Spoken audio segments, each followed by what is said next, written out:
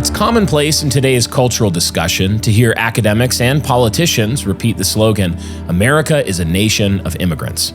For example, in 2023, Yvette Clarke, representing New York's 9th District, called for immigration reform, by which she meant more expansive immigration, on the basis that America is a nation of immigrants founded by immigrants. The phrase seems to have taken off thanks to a book by John F. Kennedy, A Nation of Immigrants, in the late 1950s, which then exploded in discussions about race during and after the Civil Rights Amendment of 1964. But when you look at America's founding, this storyline fails to hold the water it was intended to carry. In point of fact, America was founded predominantly as a nation of Northern and Western Europeans who crossed the Atlantic Ocean to become a part of the white colonial expansion of their mother countries. For example, in the 1790 census, America's population of roughly 3.9 million was comprised of 3.2 million whites. Of those, almost 90% were English, Welsh, Scottish, or Irish.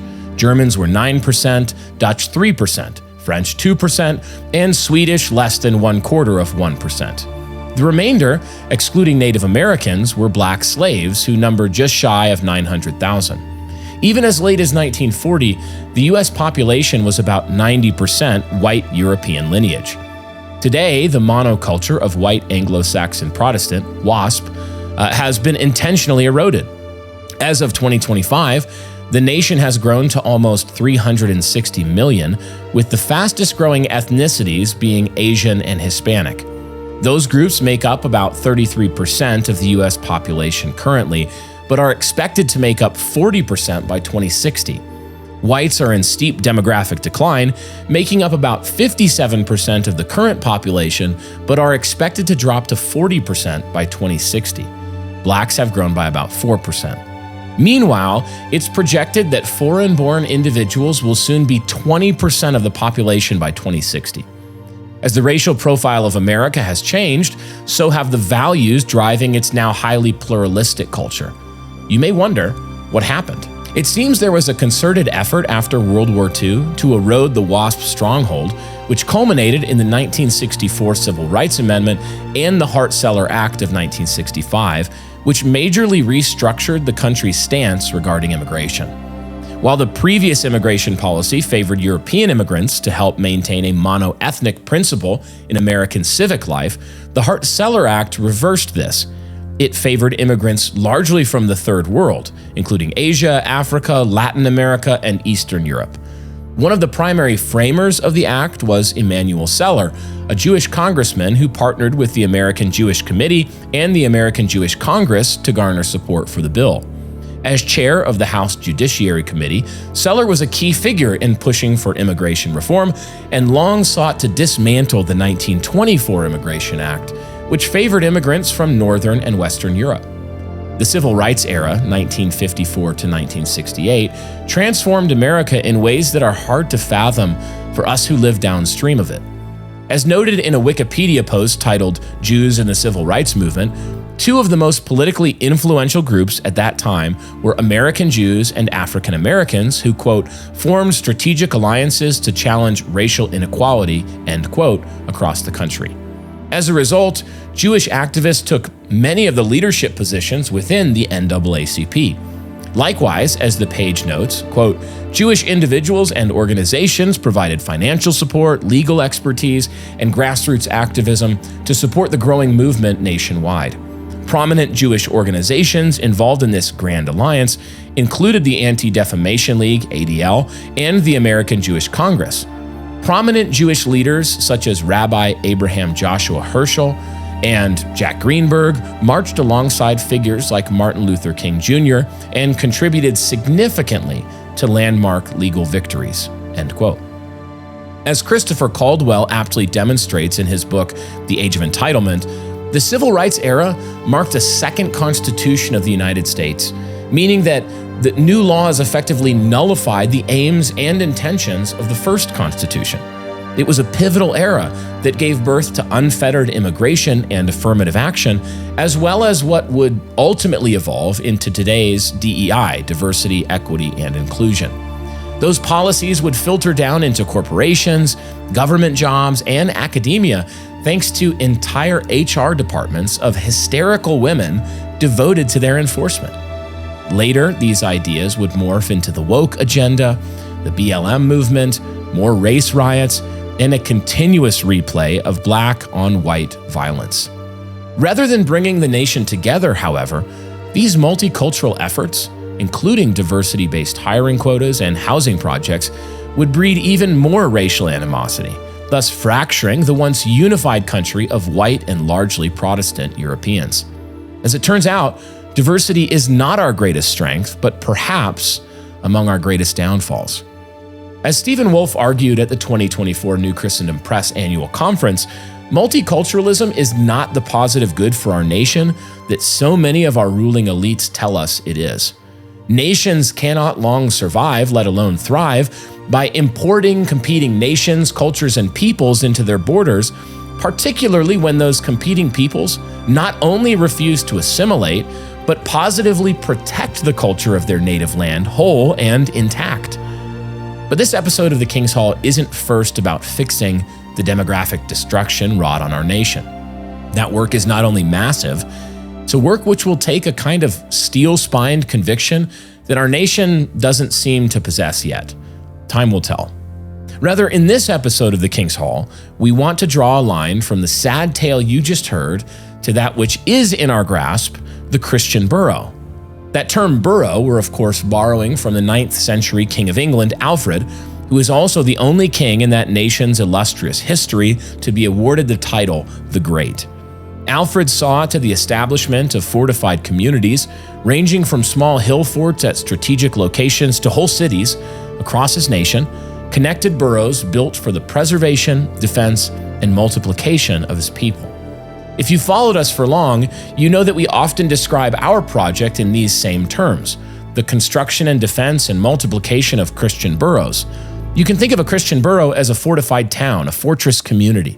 It has thick walls to defend what is inside and manned gates to make sure that what is inside is worth defending. It's a cultural stronghold. Not just anyone can walk in. There are rules, norms, and cultural non-negotiables for membership in these communities. A Christian borough is a strategically located community of like-minded Christians intent on building thick, defensible, replicable Christian culture that might stand for generations and answer every part of what it means to be human. And while a Christian borough will certainly center on robust Christian worship, it will encompass much, much more. In fact, it ought to growingly encompass all of the requisite parts of human existence. Think vocation, education, law, worship, business, trade, justice, invention and innovation, media, family, friendship, tradition, birth to burial, human life. In this way, a Christian borough is the seed of a town or a city, or even a state or a nation. It's a community designed to both weather turmoil and opposition, as well as to bring renewal and life back to the barren deserts that untethered wickedness inevitably creates. It's not something that must begin as a large-scale sort of thing, but it must aspire to institutional power and productivity on the scale of its surrounding area. So what does this have to do with multiculturalism, globalism, and the destruction of American culture through the planned replacement of her native peoples with foreigners? Quite a bit, actually. See, we're convinced that one of the most important central principles that must be obeyed in the construction of a Christian borough is this: a Christian borough must establish, defend, and promote a monoculture. We are not aiming to build a multicultural community in Ogden, but rather a monocultural community. And so in this episode of the King's Hall podcast, we want to ask and answer a few pivotal questions. Why are monocultures good? How can we go about building them in our own households, churches, and boroughs? What are they? Why are we building a thick monoculture here in Ogden? And what are some of the challenges that we've faced and we think you will as well? What are some of the core components of that monoculture? As we answer these questions, it's our hope that you will be inspired to build a robust, thick monoculture where you are, for after all, a strong borough is the seed of a nation. And if we hope to see sweeping changes in our society, we've got a lot of local work ahead of us. The King's Hall podcast exists to make self-ruled men who rule well and win the world.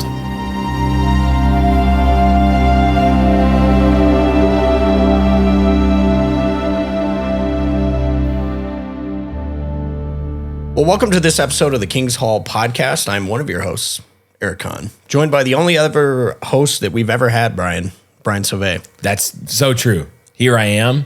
It's only ever been this lineup. It is actually funny, Brian. I was listening to an old talk of yours, and you were talking about Dan and Alfred, and you were talking about the Vikings. Yeah.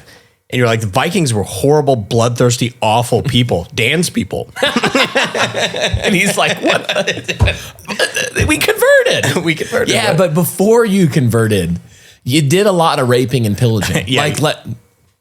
We can let bygones be bygones. And here's the deal. You're French people who in 1790 represented 2% of the population. I think we can all agree they never did anything wrong ever. I know this. Yeah, the French, name one thing we've ever done wrong. One thing. Other than the French Revolution. I can't even think of anything. Or like any of the French today. Like, or the last 100 years. Any other than that. Totally. Or the Maginot Line. Like, just nothing else. Totally debaucherous. Yeah, I mean, no. What are you the French. They're great. Great people. Napoleon. Yeah, Napoleon. We got, I claim all of the Frankish peoples too. Since I mean, they're there's like Germanic. It's a lot of peoples came from them. Yeah, they did. But I 100% claim them entirely as my people. As your people. I don't make the rules. One of the things, Brian, I want to talk about. Yeah. People will notice a little bit different set. It's true. We're sort of under construction. It's not finished. We're changing. Don't worry, but we're changing. This is like when you build a borough. Where you begin and where you end are not the same place. It's not the same place. No, you have to tweak, you have to change, you have to elevate, you have to grow, you have to evolve. That's right. Yeah.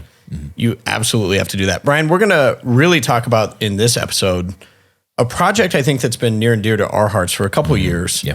But that's building Christian boroughs. Yeah. And I guess just right off the top, I want to ask you hopefully we'll do a series of episodes on this. Yeah. But why is this so important to be talking about boroughs? We're looking at multiculturalism and what it's done to America. We're looking at the division. Yeah.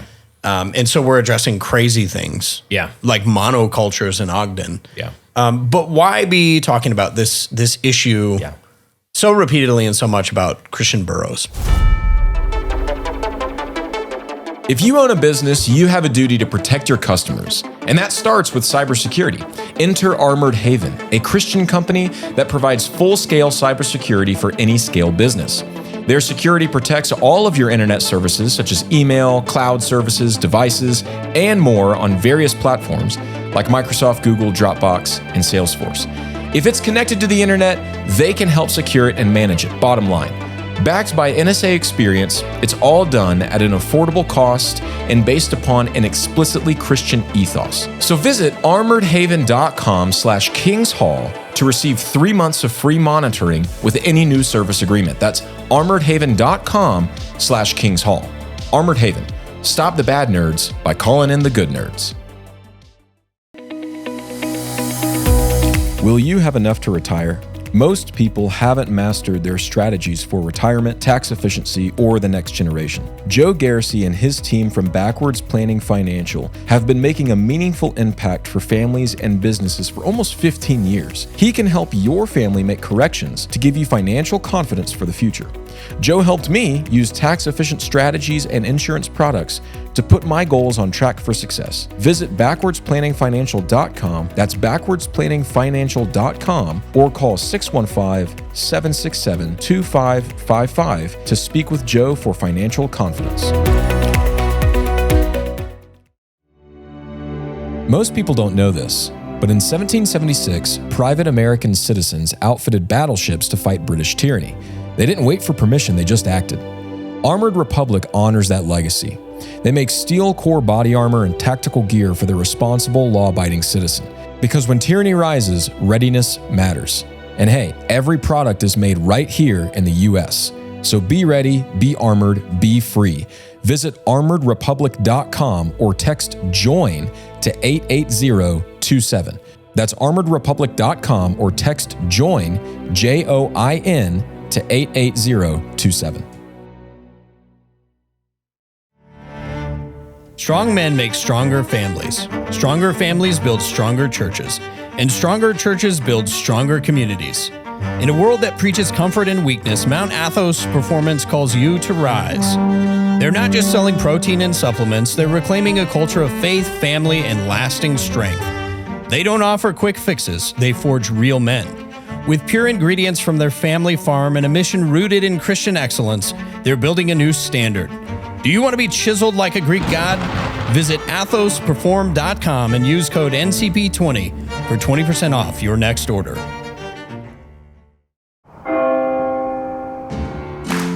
Are you ready to step back in time and experience the thrill of hunting and shooting the way it used to be? At muzzleloaders.com, they've got everything you need to embrace the heritage of black powder shooting. From traditional flintlocks and percussion rifles to cutting-edge inline muzzleloaders, they carry the top brands and accessories to help you get started. Whether you are a seasoned black powder enthusiast or just starting out, they're here to help every step of the way. And here's an exclusive deal just for our listeners. Get 10% off your first order when you use the coupon code KINGSHALL at checkout. That's Kings Hall, all caps, one word, for 10% off. With fast shipping, unbeatable customer service, and expert advice, muzzleloaders.com is your one-stop shop for all things muzzle loading. Visit them today at muzzle-loaders.com. That's muzzle-loaders.com and rediscover the tradition.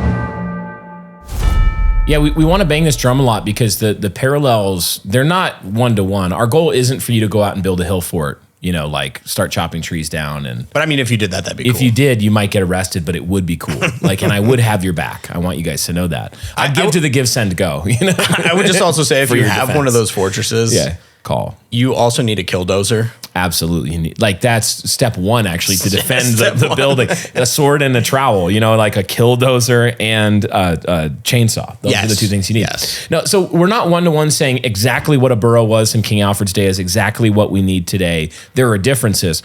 But the parallels, I think, are important to note. Mm-hmm. So when these enemies, these Viking enemies, came in and attacked Alfred's people, they almost won.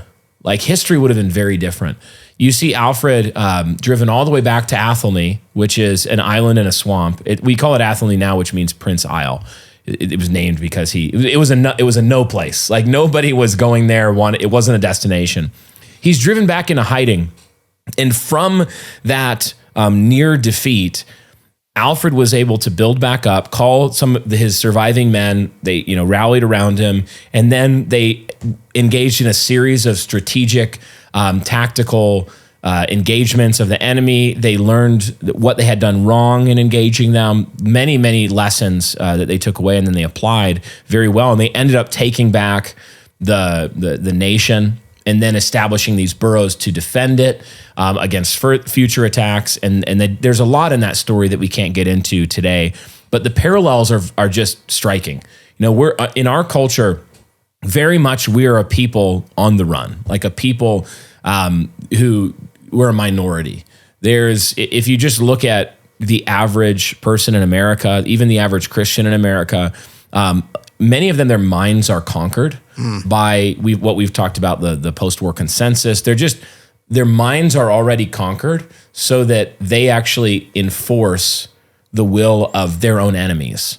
That's one of the ways that you can know that we are functionally, in many ways, a conquered people.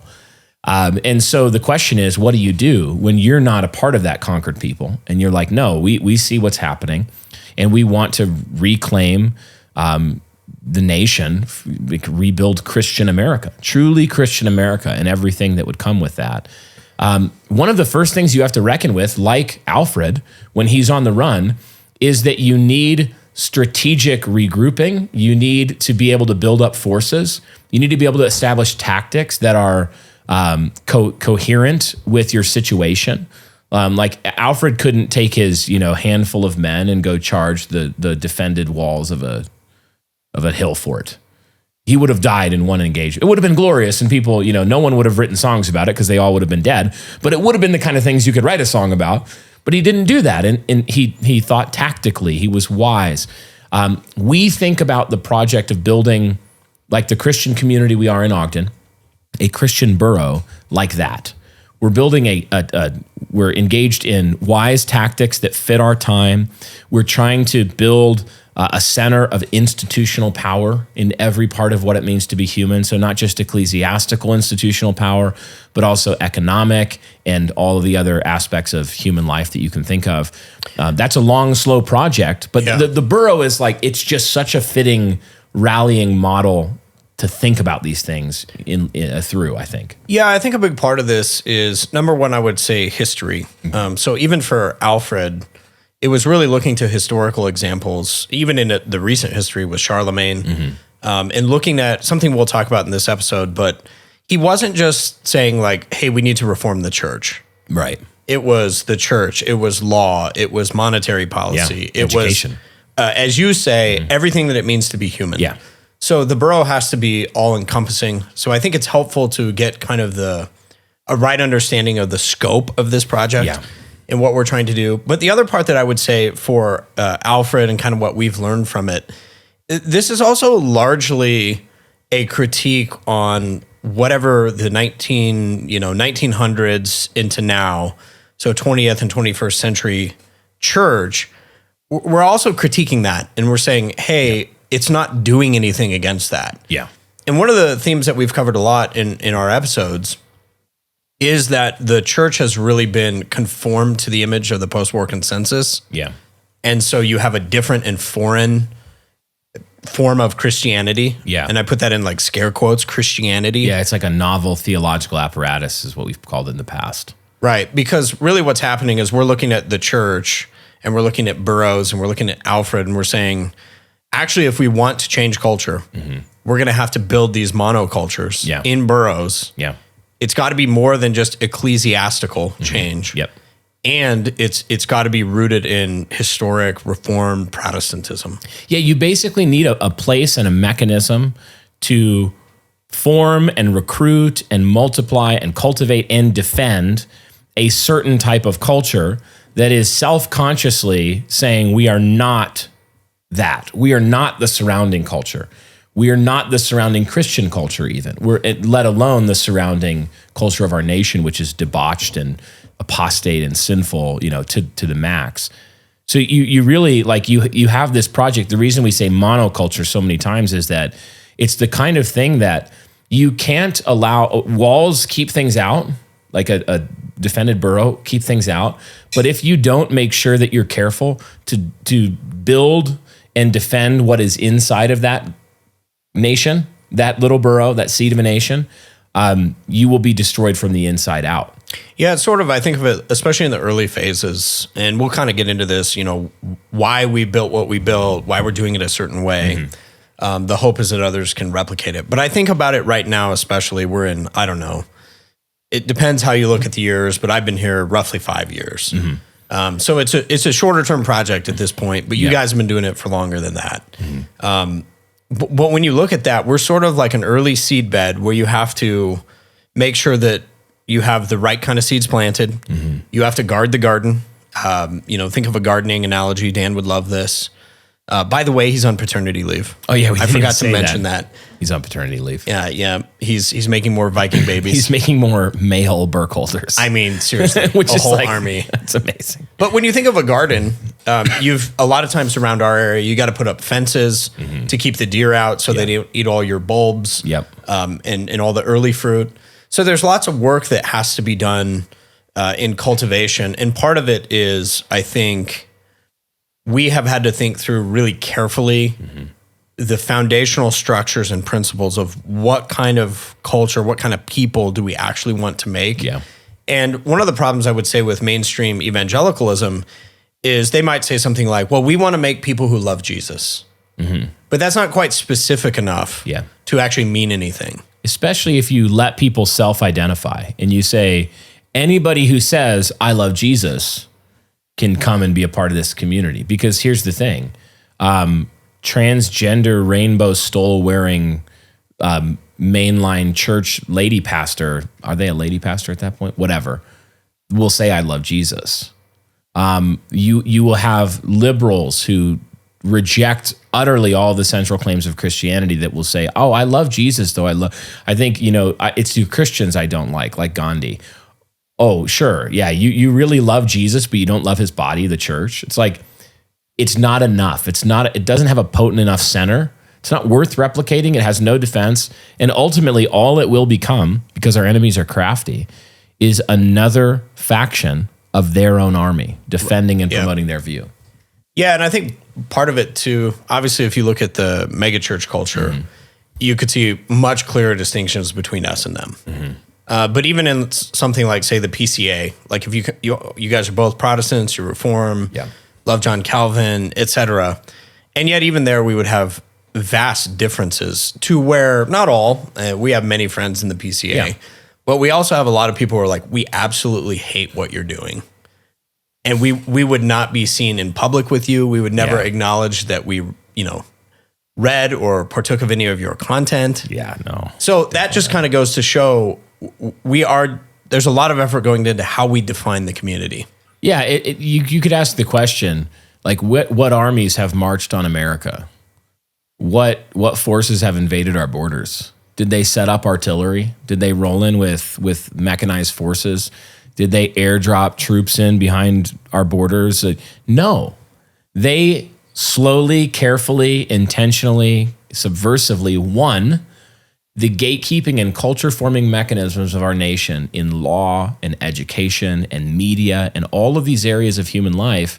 And then after seizing those institutional microphones, they promoted their views subtly and carefully. And one of the craftiest things they did is that they wrapped it in a veneer of Christianity so that once the people were conquered, they wouldn't know it. Well, and it's interesting, I think, pivotal time periods we mentioned in the cold open, like the 1960s.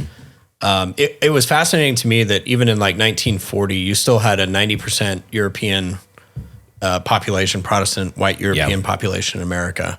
So you can definitely trace, wow, something must have happened shortly after that. Yeah. We've talked about the post-war consensus, but you have these pivotal passages of law. And this is one reason with Hart-Cellar immigration reform in 1965 and also the Civil Rights Amendment in 1964. One of the reasons I think in Christian circles, especially Reformed theonomic camps, we've often said things like, well, culture is downstream from the church. But what we actually found in another true sense is that, of course, church does impact the culture. But in this case, it was really culture is downstream from the law, from legal changes. Yeah. And I think that the people who were, we've talked about, but the people who were involved in those cases, lots of Jewish influence, Martin Luther King, the black influence, they understood how culture is shaped. Fundamentally communist. Yes. Forces, fundamentally subversive communist forces. And here's the thing, like we say that culture's downstream from the church is absolutely true. We say that, apostasy in the church led and gave way to many, many sins and corruptions of our nation. And that's true. But you also have to realize that our enemies were very crafty in this time period.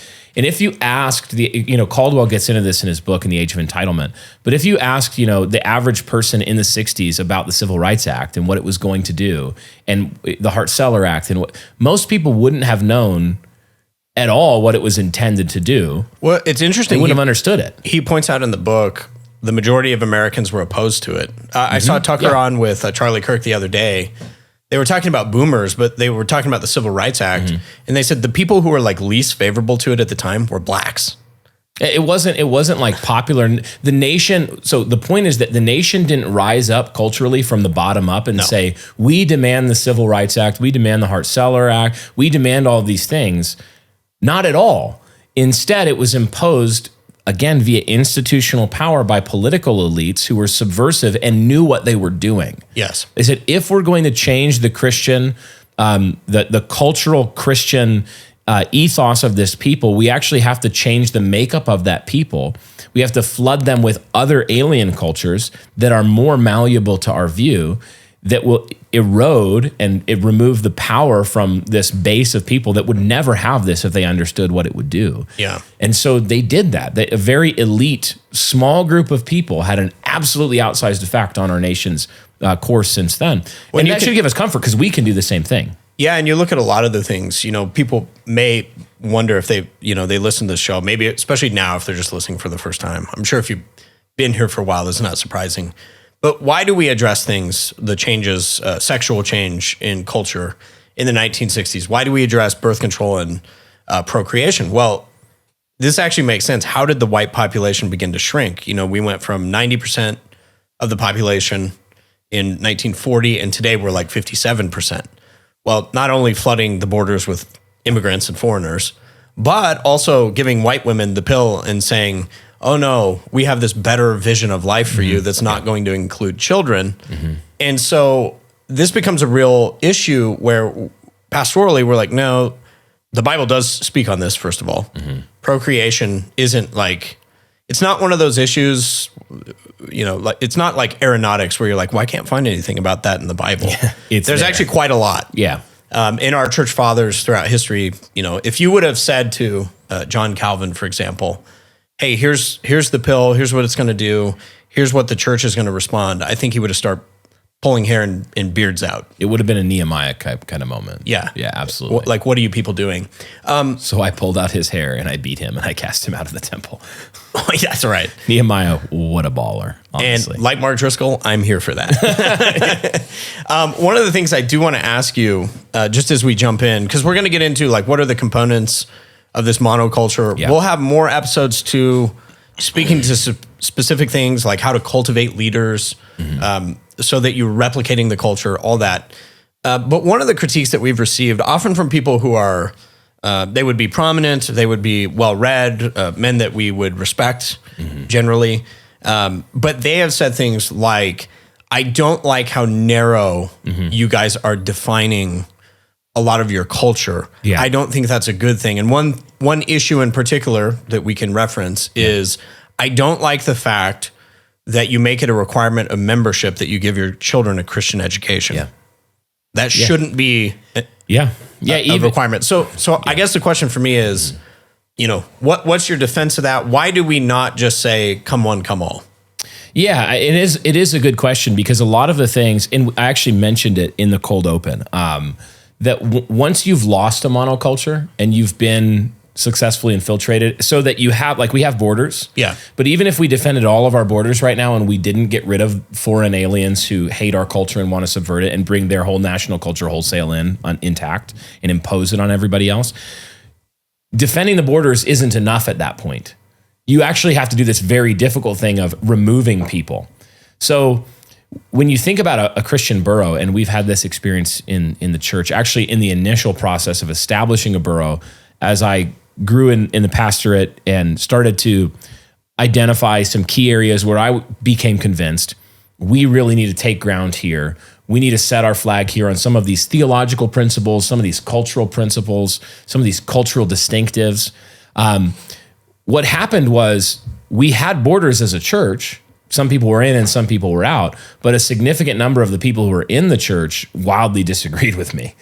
And so it took a process of years where, by the grace of God, like one of the things we had to cultivate, I had to cultivate as a leader, other leaders had to cultivate, is the willingness to be utterly hated, to have like a steel spine in enforcing the culture and even being willing to lose almost everybody. So there was a period where the entire church, literally hundreds of people over about 5 years, left the church and new people came that were in on the culture. That's a very, very painful process. Okay, so once we establish this culture like we have today, where the church has never been more like-minded, we're extraordinarily potent in our agreement and consistent vision for what we're all building together. Not just the leaders. Like, we are together doing this work, this great work. That's how we think about it. We're doing this great work. The Lord's given us, our God is great. He's given us great things to do by his Spirit, not in our strength, but in his strength. We can do it. Okay, so once you've been through that painful process, like think if in America over the next 50 years, we did the really hard work of taking back our nation. Okay, what do you think that would do to the stubborn refusal to open up those gates again in the people that went through that? They'd be like, absolutely not. Absolutely not. So what some people see as like, even up to and including sinful narrowness, we from experience have learned, no, this is actually the essential masculine, steel-spined will to defend that which is good. So if we don't, like, take education, I even after the talk in 2024 I gave at New Christian Press Conference, Building Christian Boroughs, it was the theme talk for the conference. I talked about that education example, like, just kind of offhand. Hey, one example of this building a monoculture is that you can't come into membership if you aren't, like, if you send your kids to public school and you're not giving them a Christian education, unless there's there are very, very few extenuating circumstances, almost always relating to someone who was sinned against in a divorce. Maybe your wife cheated on you, divorced you, and she has educational custody of the children. And so he has no custodial right of that decision. And so a parent might be doing their best with a bad place, bad situation. They could be a member. We would still allow them in. But someone who's willfully saying, yeah, I know that you provide a Christian, like we provide a Christian school for all of our members who tithe, and there's no tuition charge. Like, that's how committed we are. It's not that they have no options. So if someone still said, no, we're convinced that you are wrong on this. Christian education is not a requirement of a Christian parent. And public schools are a perfectly viable and lawful option for Christians today. And we're sending our kids there. We would say, thank you for applying. This isn't the place for you. Why are we doing that? It sounds mean. For the same reason that someone in 2075, if America regains the will and kicked out all of the aliens trying to conquer our nation, if someone said, well, maybe we should open up the border and just a small percentage of people from the third world could come back in. Everyone should rise up from that generation and say, are you serious? Do you know what we did? Do you know the fight we had to go through? Well, that's a really good point. I've heard you say this before, that the reason you have a narrow front door and a large back door is because there is this reality where it's just like hiring and firing in the corporate world. Yeah. The reason that you hire slow and fire fast is because it is really hard to get rid of people who are already there. Oh, man. Yeah. And a lot of times what they will do is you'll have these long periods where people are on your staff or in your church. They will be disgruntled. They will sow division. They will work against what you're trying to accomplish. And you'll go through a long, laborious, time-consuming process, which is like having your fingernails pulled. Very painful. And then eventually they'll usually leave one way or the other. Yeah. Either they get excommunicated or they maybe just opt out and say, we're going to go somewhere else. And we're like, yeah, you should have done that a long time ago. Yeah. But when you look at that, there's a high cost. Yeah. And so later on down the road, we would say naturally as elders and have said, wow, we need to make the membership process tighter. And look, it's not all mean. We do want to put our flags out front. Totally. We want to have this posture where when you come into membership, we want you to know exactly what you're getting into. 100%. No bait and switch. No bait and switch. This is not a seeker-sensitive model at all. No. It's the opposite. Way opposite. Which is kind of funny because a lot of times people are like, you guys are seeker-sensitive. And I'm like, you have no idea. You have absolutely no idea. You should go to our 8-week member class. Well, and one of the fruits of this, I would say, is, the mega church will be big tent and they will say, we just want everybody who says, I love Jesus. Yeah. And you get a hodgepodge of things and I would argue you don't have something fundamentally that will transform culture. Yeah. I even go back to this with somebody like Martin Luther, and I think about our pastoral staff. I think we're all a little extra, meaning like you got some bulls who know how to pull some weight on the team. And that can be difficult too. It can be somewhat difficult occasionally to deal with in an inter-team dynamic sense. Potentially. People say one could often, imagine. Brian likes to get involved. Like there's all these like one-liners that have developed the lore around each one of our pastors. Like Brian likes to get involved. Eric, sometimes he loves too much. He cares too much. I think Dan did tell me one time, he was like, you should have been a field general. And I was like, well, no higher compliment. First of all, Eric's like, I've never been paid a higher compliment than that. Right. Thank you. And he's like, it wasn't a compliment. He's like, you love to give commands. And there's all these things, but here's the reality of all of that. It takes men with tremendous force of will to accomplish something like the Protestant Reformation. Yeah. I mean, you can look back, you know how people did this, like Young, Restless, and Reformed. They would look back on Luther and they would say, he wasn't very gentle. And I'm just going to tell you now, it's not the gentle men who affect massive, wide-scale change. like the Protestant Reformation. Yeah, and even when you think about what gentleness biblically is, like Jesus is, his yoke is easy, his burden is light. I'm lowly, and come and I will give you rest to the weary. But that is to those who come and bend the knee to Christ as Lord. It's not to the Pharisees. To those who hear his stern rebuke of their sin and turn from it and receive this great living water and grace of forgiveness. The Samaritan woman at the well who's had 5 men and they're not her husband. Like all of this, he's bringing out the worst thing she's ever done. And then he says, I have living water for you. Jesus was a gentleman in the way that a good field general is gentle with his people, but he is not gentle with his enemies. The Lord Jesus is crushing Satan underfoot.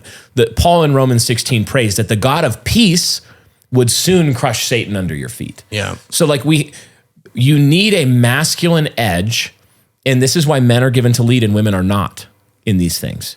You need a masculine fortitude that is willing to not even be manipulated by calls to being gentle and lowly in a gay and effeminate communist way.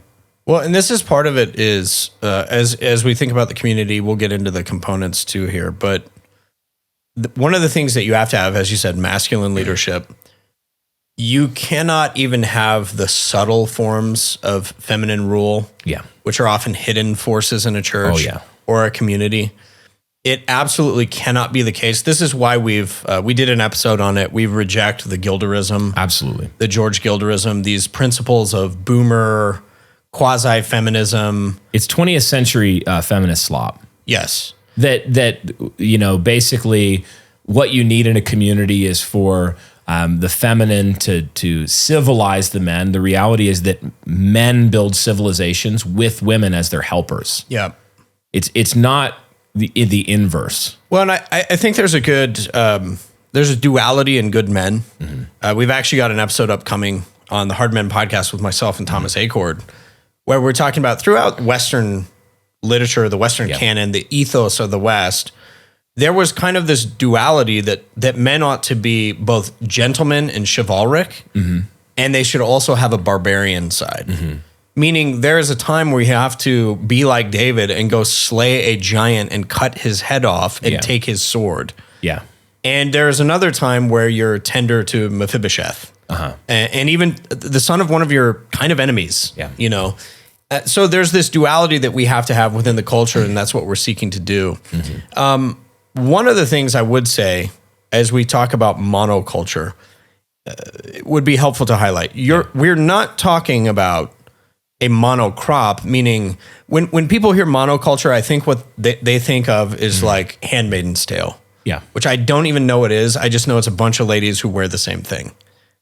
Yeah, I could not tell you the barest summary of the plot. I don't know it, but people think of this like a kind of conformity that would crush any kind of diversity. Yes, and this would be a misunderstanding. When you think about farming, like a monoculture is a field that's going to have one type of seed exactly the same. And there's arguments for and against whatever. That's actually not what we're talking about, where you could look at the people and say, everybody in this community is like a bunch of grains of corn from Monsanto lined up. You're like, I can't tell the difference between any of them.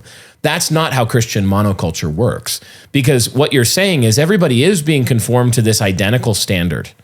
And yet the way that standard works out is very diverse in a certain sense because of the way God made the world. So the standard is the Lord Jesus Christ. We're all being conformed from one degree of glory, being transformed into the image of Christ that we behold. Men, women, all of us, all Christians, that's what God is doing with us. But what that looks like is that the way we often talk about it, even in counseling, is that every member of our community is becoming the most them version of themselves. Like you can imagine that there's this person, say there's a guy named Bill, and Bill has strengths and weaknesses, and he's caught in certain sins, and he's, and then the Lord saves Bill, and he comes into the church. And the process of his sanctification from that point forward is Bill becoming the true Bill. Yeah. It's him becoming the truest Bill, where all of the things that were corruptions and warpings of what God made when he made Bill, they're all falling away until in glory, you'd look at Bill and you'd say, what a glory. But he would be different from Susan, and he would be different from Walter, and he would be different from me, and he'd be different from you. So it's not the case in our church that the monoculture we're making is that everybody becomes exactly like Brian Sauvé. That would be insufferable. and all of my enemies agree. But my friends do too. Like, it would be insufferable. That's not how God made the world. He made an Eric, and he made a Martin, and he made a Ben, and he made my wife, and he made your wife, and he made this great community where we're all, it's more like a great, if you've ever been in a high mountain valley, it's beautiful up in the high Uintas in the spring or the kind of early summer, and it's just alive. There's aspens, there's pines, there's wildflowers, there birds everywhere. Just 15 different birds if you know what you're looking at. Even just listening. There's ground voles, there's elk, there's deer, there's the wind, there's the cloud, there's beauty, but it's all coherent. It all sings in the same tune. Yeah, it's like one ecosystem. It's the monoculture of a choir singing to the same conductor. Yep. With their male and female voices and all the nuances, not the monoculture of a Monsanto cornfield. So there are things we must enforce. And it's like, if you want to sing in the choir, you have to sing to the conductor. Yeah. You can't decide that you're in 5/4 when the song is in 6/8. It just won't work. Like that's not how music works. Yeah. So the leaders of a community have a duty to constantly be pointing people towards heralding the marching orders of the Lord Jesus Christ, and saying, you must sing in tune with this. But not only generally, but this is what that looks like in this day and in this place and in this time. And we're whole hog convinced of this. Yeah. We have principles that we are deeply committed to, deeply convinced of, and we will not be moved by a fusser or a subversive who's trying to come into our church and say, your church would be great if I could just change this 10%. Well, it is interesting because I totally agree. And when you think about the analogies that Paul uses in the New Testament, it's the church is like a body. You have very different parts, but they're working in unison together. They're aimed at the same thing. Yeah. I think this brings us, it's a nice segue into some of the challenges we've faced in building a monoculture. One, I'll just start with right off and get your thoughts on, is because our age is so steeped in egalitarianism, that even we in cultures where we say, hey, we're patriarchal, yet we have found on our church leadership team, we've found it in the church, we found it among the people, there is this long process, this long obedience in the same direction where we have to keep working out hierarchy into the warp and woof of what we do, because egalitarianism is so steeped in our bones that, you know, we may think that we've eradicated it, and then you start looking and you say, wait a minute, we're acting like egalitarians here. Yeah, hang on. There it is again. The impulse for sameness. That old specter rattling its bones. So I guess on the hierarchy front, I know that we've wrestled with this and I think done an excellent job as leadership, for example. But even having to wrestle with something like, you know, not all pastors are the same. No. You look at what Paul says about the giftings of pastors. Some of them are gifted at evangelism. Some of them are gifted at counseling. And so as our team has grown, we've actually, we've had more hierarchy and more expression of diversity among giftings. So now we have Kevin Griffin, who's a pastor of counseling. And we have a more clarified, I think, leadership team on the leadership staff. Why is that so important that, you know, well, first of all, I would say like the head, the leaders are obviously going to affect the body.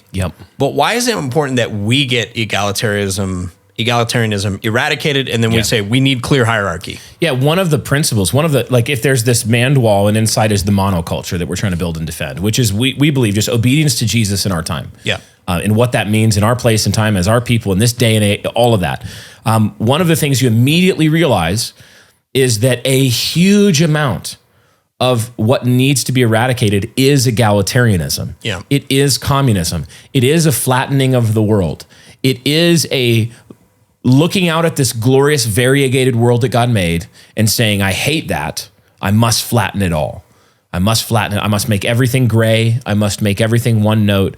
I must make nobody rule and nobody be ruled. And what that really is at the bottom is it's Satan's tactic to rule over everything. Trying to say the world is not as God made it, it's as I want to remake it, right? So egalitarianism is everywhere. So you have to not only learn what hierarchy looks like, what God's design looks like, but you have to love it.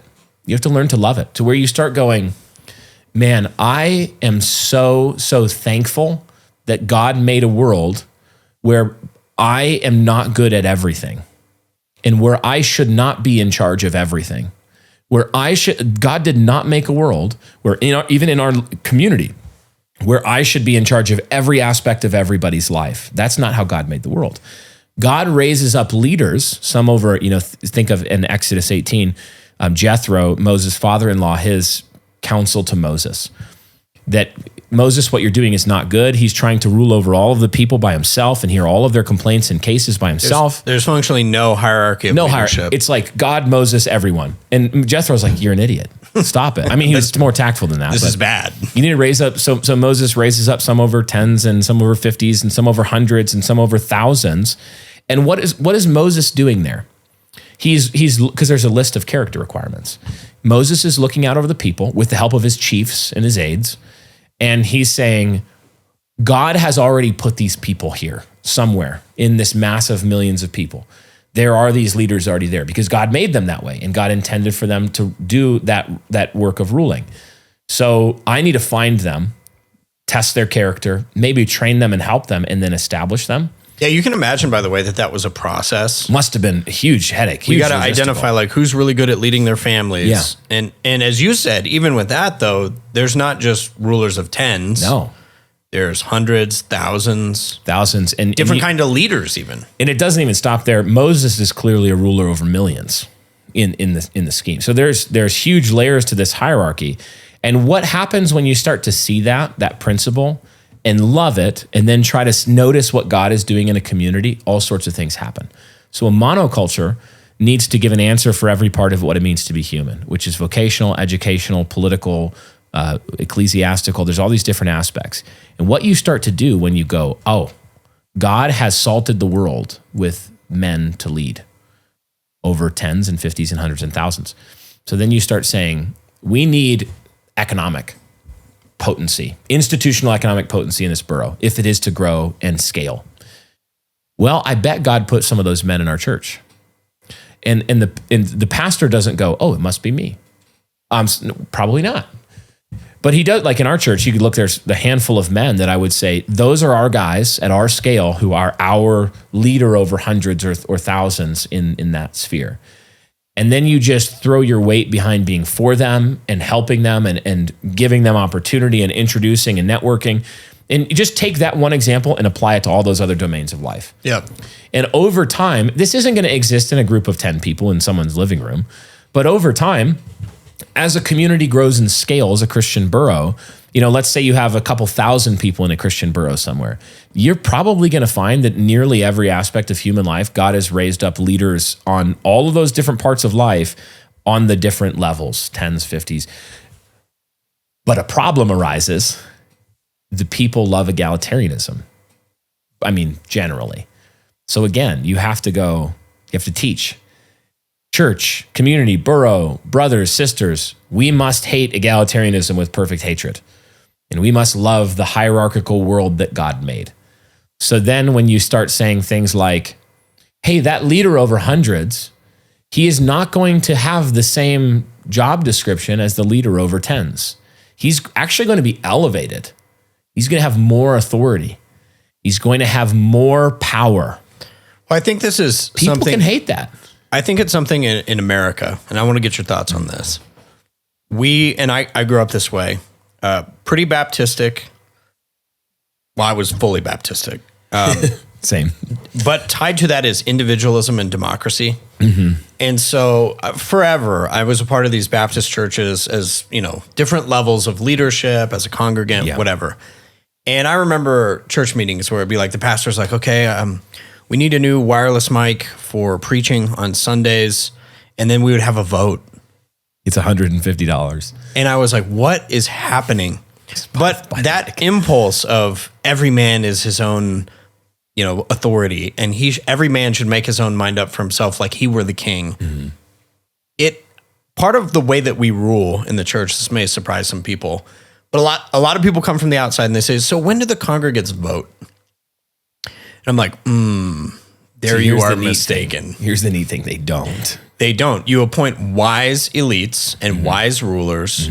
Certainly we listen to the people and we take feedback. But I've often said, it's like, would I go to my family and say to a 4-year-old, little Johnny, we're thinking about buying a new car. I'd like to hear your vote. The red one. I literally have, like, I'm thinking through that and I'm like, that's stupid. That's a bad decision. Doesn't make sense. Yeah. So one of the impulses I think that has to be, it's on the egalitarian spectrum, but that we have to kind of do away with is this idea that we won't have authority, we won't have elites. Because I think one thing that is in the Baptist impulse, particularly, and it's not just them, so I don't want to pick on just Baptists, but I think it's dominant there, is, and for historical reasons that are understandable, but a complete allergy to being ruled. Yeah. And so it's like, well, if we just insulate ourselves against ever having anyone in authority over us, life will go well. But of course, the irony is you never in life avoid that. No. You brought up this point recently.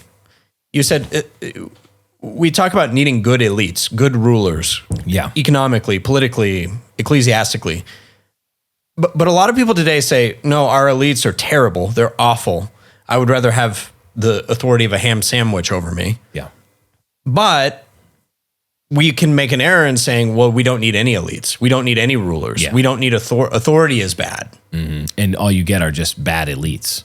That's right. It's not whether but which. It's not, you're good. That whole communist play, we've talked about this before in the King's Hall, but like what communism did in the Soviet Union is it just created a new czar, the chairman of the Communist Party, and it created, and the Politburo becomes the dukes, and it's just, you just keep reinventing it. Well, I think you saw this with Bane in the third Batman of the trilogy, the only Batman movies that exist. What a great trilogy, first. But at the end, when so he's an absolute tyrant, bent on destroying the city. Yeah. But how does he pose it? He's like, it's for you, the people. The people. Like, we're putting the people in power. You're not putting the people in power. No. That's not what's happening. Yeah, Presbyterians do this too with, where we have our sessions, we have our bureaucracy, and bureaucracy is inevitable as well. You have to rule through bureaucracy. It's good. That's a good thing. God actually made that. But Presbyterians can do the same thing. They can start to be ruled by proceduralists who are often cowards, who love procedure because it prevents anybody from having to stick their neck out and make a decisive action against a subversive enemy. And so a lot of Presbyterian a lot of Presbyterian groups, what would be really great and what would have helped them a lot over the last, 10, 20 years, would have been really strong, wise, godly leaders that were like, absolutely not. No to revoice. No, we're just not. No, we're not doing that. Absolutely not. Like you cannot legislate egalitarianism into the tectonic foundation stones of an organization and have it not collapse. Well, first of all, have it not be conquered by someone who will rule it. They will just rule it subversively. Well, and I think even in America, in our political system, the elites run this play where they want you to feel like you're in charge. They want you to feel like it's a democracy. Or, and I know people are like, we're a federalistic republic. I know, I get that. Yeah. But I'm just saying that it's an illusion. You still have elites. They're more powerful in your life now than they've ever been. Oh, 100%. They can mandate so many things.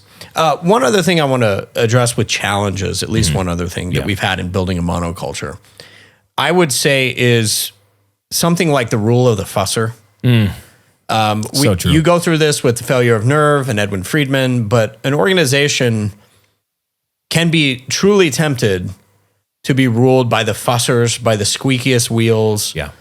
I think because what it takes is a nerve in leadership to say, I literally am not, I see you, I hear what you're saying, and I'm ignoring it. Yeah. Not because I'm not compassionate, not because I don't love, but I have the good of the group. Yep. I have a strong will and we have a strong vision, and this is where we're going. So a good book, Edwin Friedman, The Failure of Nerve, definitely recommend that. But in there is sort of the Pareto principle. This is the 80-20. Yeah. And part of it is that the fussiest people, those 20% of fussers, can dominate an organization where you're taking polls and you're listening to the people who complain the most and you're trying to appease them at all times. Yeah. What's the problem with this? Yeah. So, and it can, in some organizations, it can be even a tiny percentage, like 5%, 3%, 2%, where I'm going to use the church as an example, but this applies to any organization with hierarchy and leadership, like businesses, political factions. It really applies to almost everything like that. A pastor could have, let's say he has 400 people in his congregation, and there are about 20 people that if he let them, they would take up 80 to 90% of his meetings, and 80 to 90% of his headspace, where he's just constantly thinking about them, their problems, their issues. And what you often find is that these are the least bought in people. They're actually not enculturated to the monoculture. They don't love the culture. They don't intend to promote and defend and give their strength to build and defend and multiply this culture. That's not what they are. Not sure about it. They're not sure about you as a leader. They're not sure about your principles. And so what this person will do is they will go from thing to thing that they can complain about, and they'll try to have meetings with you constantly. They'll try to argue with you constantly, and you might give them 10 meetings in a year that were 2 to 3 hours apiece, and give them all of the arguments that ought to be persuasive for a reasonable person in their position to follow and submit. You might rebuke them, you might encourage them, whatever it is. And there will still be this recalcitrant 5% of people who they will not change, they will not listen, they won't actually hear your arguments. They're just fussers. Yeah. They are just black holes of resources. So a good leader actually has to say, no, I'm not meeting with you anymore. I've given you everything you need. Go read that book. Go do the things I already told you to do. I'm not meeting with you anymore. And this is where the masculine edge of leadership is so important, because you might have, like, let's say a lady in church finds out, Susie finds out that you told Fred that you weren't going to meet with him anymore about his theological questions. She's like, well, you're a pastor. How dare you neglect the pastoral office? And you're like, no, you don't understand. I will neglect the pastoral office if I keep meeting with Fred. Because the 80, 90, 95% of people that actually need me to pour into raising leaders up, and they need me to pour into teaching them and loving them and shepherding them, and they're never going to demand it because they're good, godly men and women who are shoulder to the plow. They're pushing, and I need to go serve them, and I need to go lead them. And if I just keep going with this fusser, I will spend all my time. So this is the thing. Leaders have to become really good at saying, no, I will not talk with you anymore. No, I will not meet with you anymore. And there's the door if you don't like it. Yeah. Yeah, I totally agree. And a big part of this clicked. I was reading Tim Ferriss's book, The 4-Hour Work Week, and he was discussing the Pareto principle, which comes from this era of like Machiavellian politics, but actually really helpful in thinking through political theory, Vilfredo Pareto in Italy. But what he was talking about was he had this revelation where he was looking at his sales business, and the 20% who were causing 80% of the headache for him, he went through his books and he was like, they actually contribute the least to our bottom line. Oh, yeah. And then he looked on the flip side and he said, there's like a 20% of my clients who bring in 80% of the business. Yeah. And he said, the funny thing is they don't fuss very much. They love what we do. Yeah. So he went through and he fired the 20% that was causing all the problems. Yeah. And he poured all his energy into the 20% who was most productive. That's 20%. And then he tells a story. He says, yeah, my business like quadrupled in a year. Yeah. And so I think if you apply that to the church, obviously you can't just fire people who are in your church. Right. We're not talking about that. But applying that principle would look something like saying, and I've had to do this, we've had to do this, instead of me spending all my time with the fussers, I need to spend the majority of my time with the development of future leaders. Oh, yeah. The people who are most bought in, the people who love what we're doing, the people who, gosh, it would be so sad. You could actually neglect them and not make progress as a church because you keep meeting with the fusser. And to your point, here's the reality. I have rarely ever seen the fussers change. They very rarely do. You have to remember, like Ephesians 4, Paul tells us that God gave these various offices in the church to equip the saints for the work of the ministry. So what we're constantly doing is fighting against what people have learned ministry is that a pastor dispenses to them spiritual goods and services in exchange for their tithe and attendance. That we're religious professionals who basically go out and do the ministry for them. Yeah. The reality is we actually exist to equip them to do the ministry, which is a ministry of love of God and love of their neighbor. That sums it all up. Love God and love your neighbor properly. So our goal needs to actually be to go and pour into those people who are obedient, who are loving their neighbor, and they need help leveling up, raising up more leaders who will teach the saints to do likewise. And that will have a multiplicative effect on the downstream fruit of that church, where the fusser will come back and they'll try to guilt manipulate you, or often women will try to guilt manipulate you about, I have this concern about brother so-and-so that you're being harsh towards or whatever. Don't you know that the shepherd leaves the 99 to go find the one? And I always say now, yes, that is absolutely true. What the shepherd does is when he finds out that there's a guy out there wallowing in the mud of sin, or he broke his leg, he's been harmed and sinned against, you go out and you say, hey, let me take you on my shoulders and take you back to the green pasture where there's good food and healing and protection. Let me bring you back there. What they're missing is that the fusser is like a sheep that's wallowing in mud way out away from the flock. And you go out there and you say, come with me, stop it, cut it, knock it out. And they say, no, I'm the one that left the 99. So you better have daily meetings out here in the mud with me. Yeah, this is You're like, no, obey your, Hebrews 13:17, obey your leaders and submit to them. Because if you won't, I can't change even one person. Yeah. So it's not a one-time thing. If anybody ever gives any pushback to a pastor at Refuge Church, they're out. But it's like, once you identify someone's a chronic, unsubmissive, fussing, this is what you do. You follow the biblical process, which culminates in church discipline. And then we've seen this happen where people have repented because of church discipline and people who have refused to repent. But the thing is, the pastor's done their job in both of those cases. Yeah. Biblically discharging the discipline of the church to say, you must turn from your sin. I cannot do it for you. And what you want right now is not repentance. You want me. You want to be worshiped. Yeah. You know, and I refuse. Yeah, this is sort of the empathy card that's being played. One thing to be aware of too is that we haven't faced this so much in our church now, but it happens a lot, where you also have the fusser on the leadership team. Yeah. One of your elders, or it can be oftentimes like the elder's wife, who is, I mean, Pastor Dan described this years ago really well. It's just like having a person in the boat who's rowing in the wrong direction.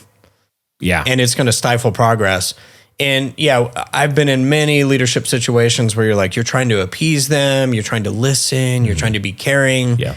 And at the end of the day, to use the Jim Collins good to great analogy, we're on a bus, we're going somewhere, we can move seats and we can figure out who sits in which seat, and it's right. But at the end of the day, if somebody has rotated to like every seat and they hate the way you drive the bus, they hate where the bus is going. Yeah.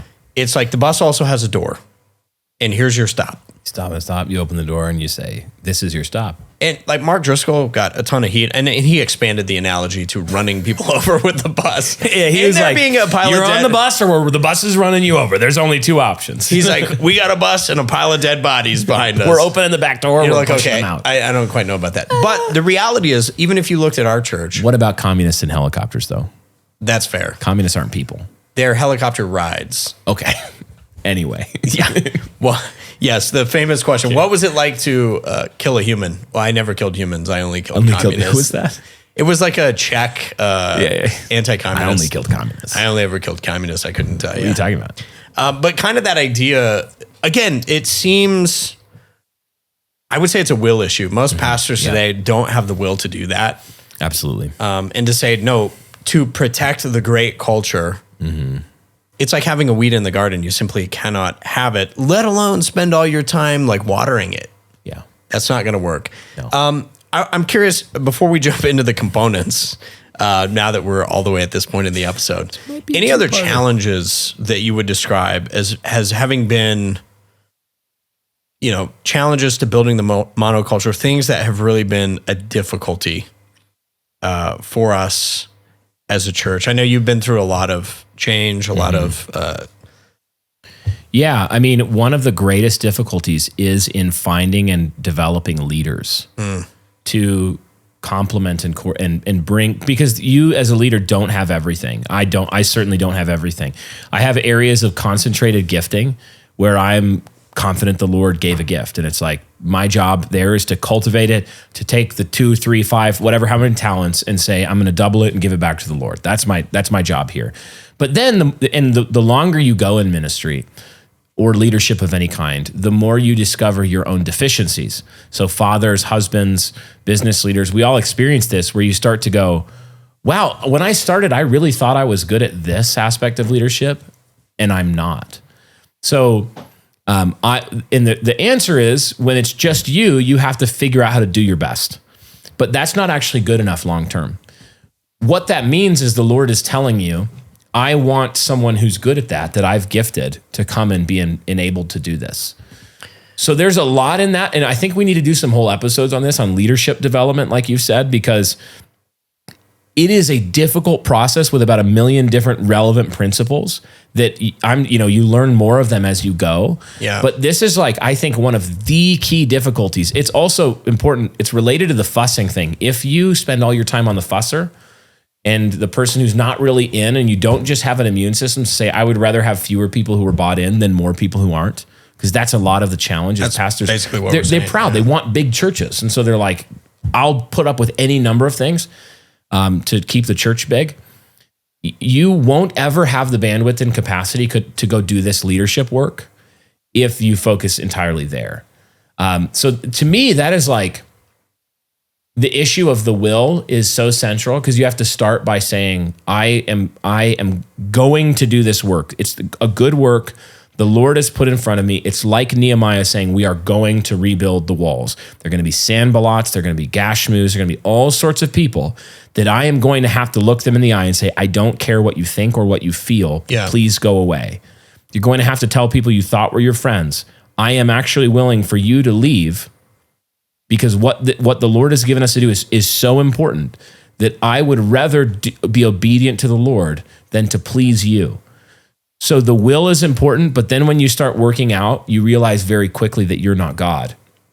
And so you need other leaders, finding, developing, keeping the wrong leaders out, finding the right leaders, developing those leaders, deploying those leaders. It's all this great process of humbling, because it inevitably results in you thinking more lowly of yourself. Well, this is kind of the crazy thing. I think this is why it's so hard to find. I would put that on my list too, is, you need a leader who has a really strong will to get things done, mm-hmm. and yet who is humble enough to recognize, as you said, the areas in which I can't do everything, you can't do everything. Yep. There's not a single guy who can do everything. So we need division of labor. Mm-hmm. We need cooperation. Yeah. I also think this is just reality of our time. Most of the leaders that I knew, older leaders, and even the guys who are like in their 40s now, who are trying to establish some kind of borough, some kind of project, some kind of church, some kind of thing, they almost never work well with other people. Mm-hmm. So many solo guys out there. And usually what they'll do is they'll put a few guys around them who are kind of low-level managers. Yeah, they intentionally surround themselves with people who aren't that gifted. Right. Because it's never a threat to them. It's not going to be a threat, but it also limits the capacity of what can be accomplished. Yeah. This was one of the biggest things I thought when I came here was, that like we were talking and I've pastored, I've done media stuff, done leadership stuff in business, and most places I went, it was a threat to whoever was the senior pastor. Yeah. And I would even tell them, I'm like, I do not want your job. I do not want your job. I literally do not want your job. Yeah. But it was different when I came here, because there was a team of guys who were like, yep, we could use that. Oh yeah. Like that's gonna benefit us. We don't feel threatened. Mm-hmm. I would say even as our team develops, like if you want to, and we'll, like you said, do other episodes on this, but if you want to develop young leaders, that means on the preaching side, you're going to have to let them preach. They actually have to do the thing. And if they preach and everybody goes, wow, he did so well, he's gifted, that senior guy can't feel offended. Oh. It's so funny though, because we're people. So you will have an instinct of the flesh that is challenged in this process of raising up, identifying, and deploying leaders. You'll have like 50 different ways your flesh will want to derail it. Yeah. because your flesh is trying to protect this idolatrous view of the self constantly. But what the new man has to do in ruling your spirit is tell the truth, which is, hey, do you actually want honor and glory as a leader? Do you want people to rise up at the end of your having run the race and say, well done, that was an honorable man who ran the race? Be humble and empower other people to do things better than you. Yeah. And people will, I guarantee, even if it's only the Lord, but I mean, I'm pretty sure that people will say, that's an honorable man when you do that, because multiple things happen. The organization works better. Like in New Christian Press and in the church, if I said, I have to kind of be the guy in charge of everything. So Eric is good at executive leadership. He's probably better than me at it. But I can't give up all these titles and seats, right? New Christian Press and Refuge Church would suffer because the gifts that God gave you that are totally different from the gifts he gave me, they wouldn't be deployed. They'd be sitting there buried in the dirt, and it would be my fault, right? It'd be my fault as a leader who's not saying, let me step out of a seat and put someone else there. So all of the things we keep saying it, we need to do some episodes on this because this is one of the most important aspects of building a Christian borough. And the reason we're doing this series is because people ask us this constantly. What is Ogden? What makes Ogden Ogden? How do we do this other places? What is your leadership like? What is your training like? How do you defend the culture? And there's a million aspects of it, but so many of them I keep finding come back to leadership. Yeah, and I think developing your culture, people probably on the outside, you listen to a podcast, but you don't see how much time, effort, energy we put into working on the leadership team, building relations, working through conflict, making sure that we have a shared vision, working out principles of hierarchies, as we've said. That is time consuming. We spend far more time on that, all of us, than writing and recording shows for New Christian Press. That's right. I mean, all of them. By far, it is multiple times more volume of hours spent because we've looked at the landscape and considered and said, we believe the thing that the Lord has given us that we could do with greatest fruitfulness is to establish, raise up, cultivate, and deploy leaders. Yeah. That's the thing. If you want to have a great Christian borough and God's raised up leaders over tens, 50s, hundreds, thousands, and beyond, then one of your biggest jobs is to go find those people and give them the right job. Yeah, and I think keeping a strong core is so vital. You've poured your heart and soul into building your business. Livingstone Studio wants to help you communicate that visually and leave a lasting impression on your customers. With over a decade of experience crafting high-converting websites, logos, marketing, and more, Livingstone's understands the importance of first impressions. Leave behind cookie-cutter templates and build with cathedral-style aspirations, like living stones, crafting lasting beauty at every turn. Livingstone Studio offers strategic design solutions to help you grow your business, communicate your values, and stand out with a timeless brand. Learn more at livingstones.studio or contact Rob Hewitt directly at rob@livingstones.studio for a free consultation.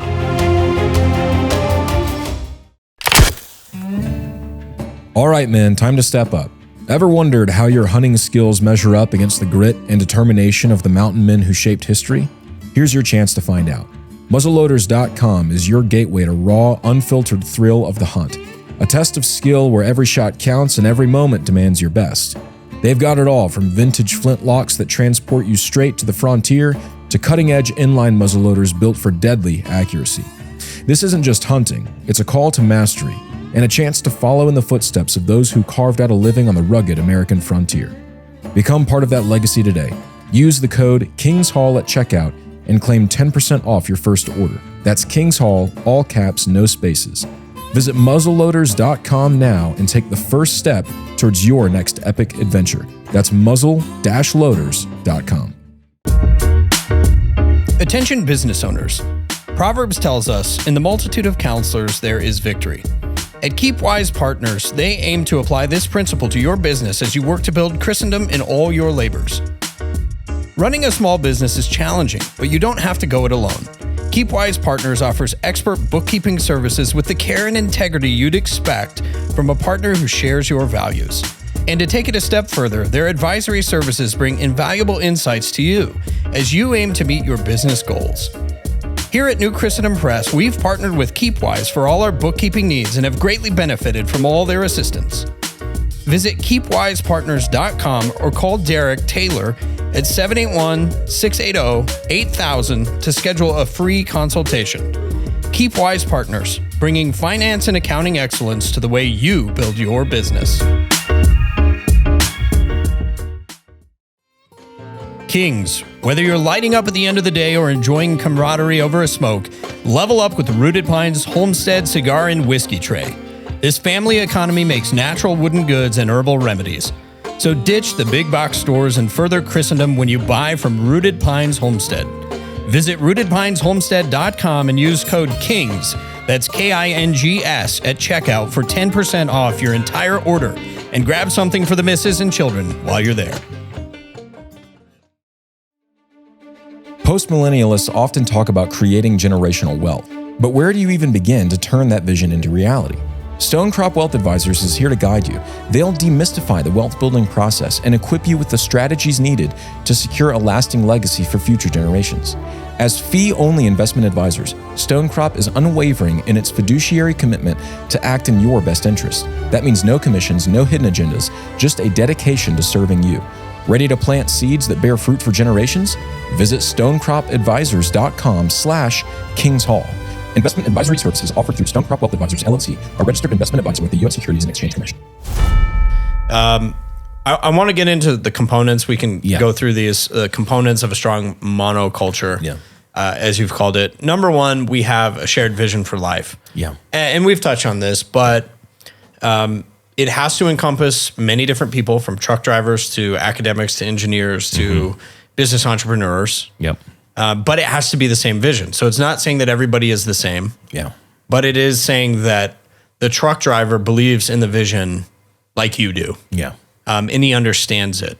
I think part of this means that we've kind of done this in two ways. We've done it through the air war, and we've done it through the ground war, which is local ministry. Air war meaning media, podcasting, books, that sort of thing.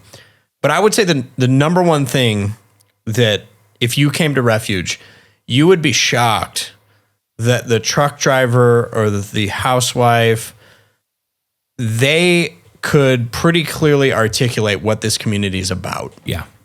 And there's a vibe about that vision. It's not just like, I'm going to read the list and here are the, it's like reading the phone book. Yeah. But people are excited about it. They feel privileged to be here. Mm-hmm. There is a sense of there's no place like this place. Mm-hmm. Like we're fortunate, we're blessed, God's doing something here. And I want everybody in their community to feel that way about their community. Yes. That's the thing, is that it's not a hoarding, like, oh, look at us.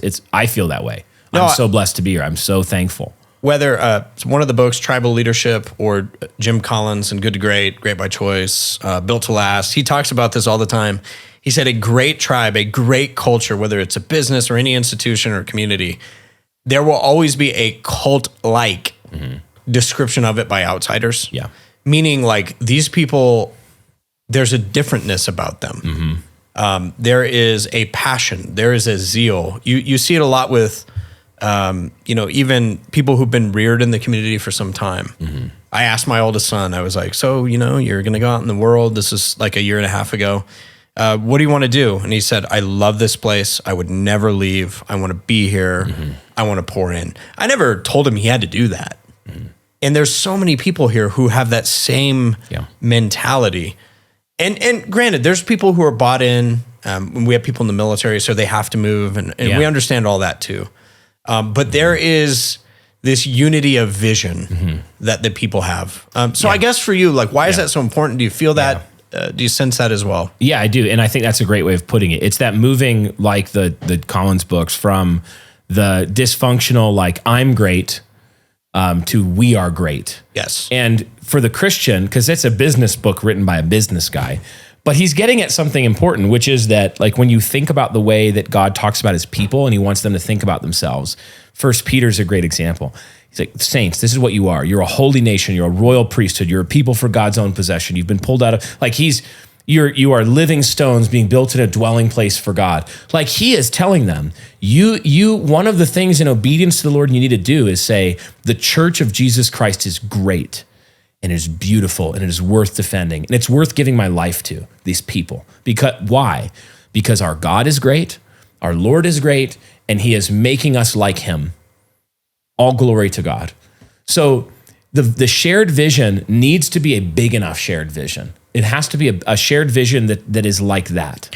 When we've talked about this, part of the problem in so much of the church, it was, I think even like Joe Boot described it as like churchianity. Yeah. Where the only thing that you could be of use for as a human is to tithe or give to missions. Yeah, right. That's to evangelize. Yep.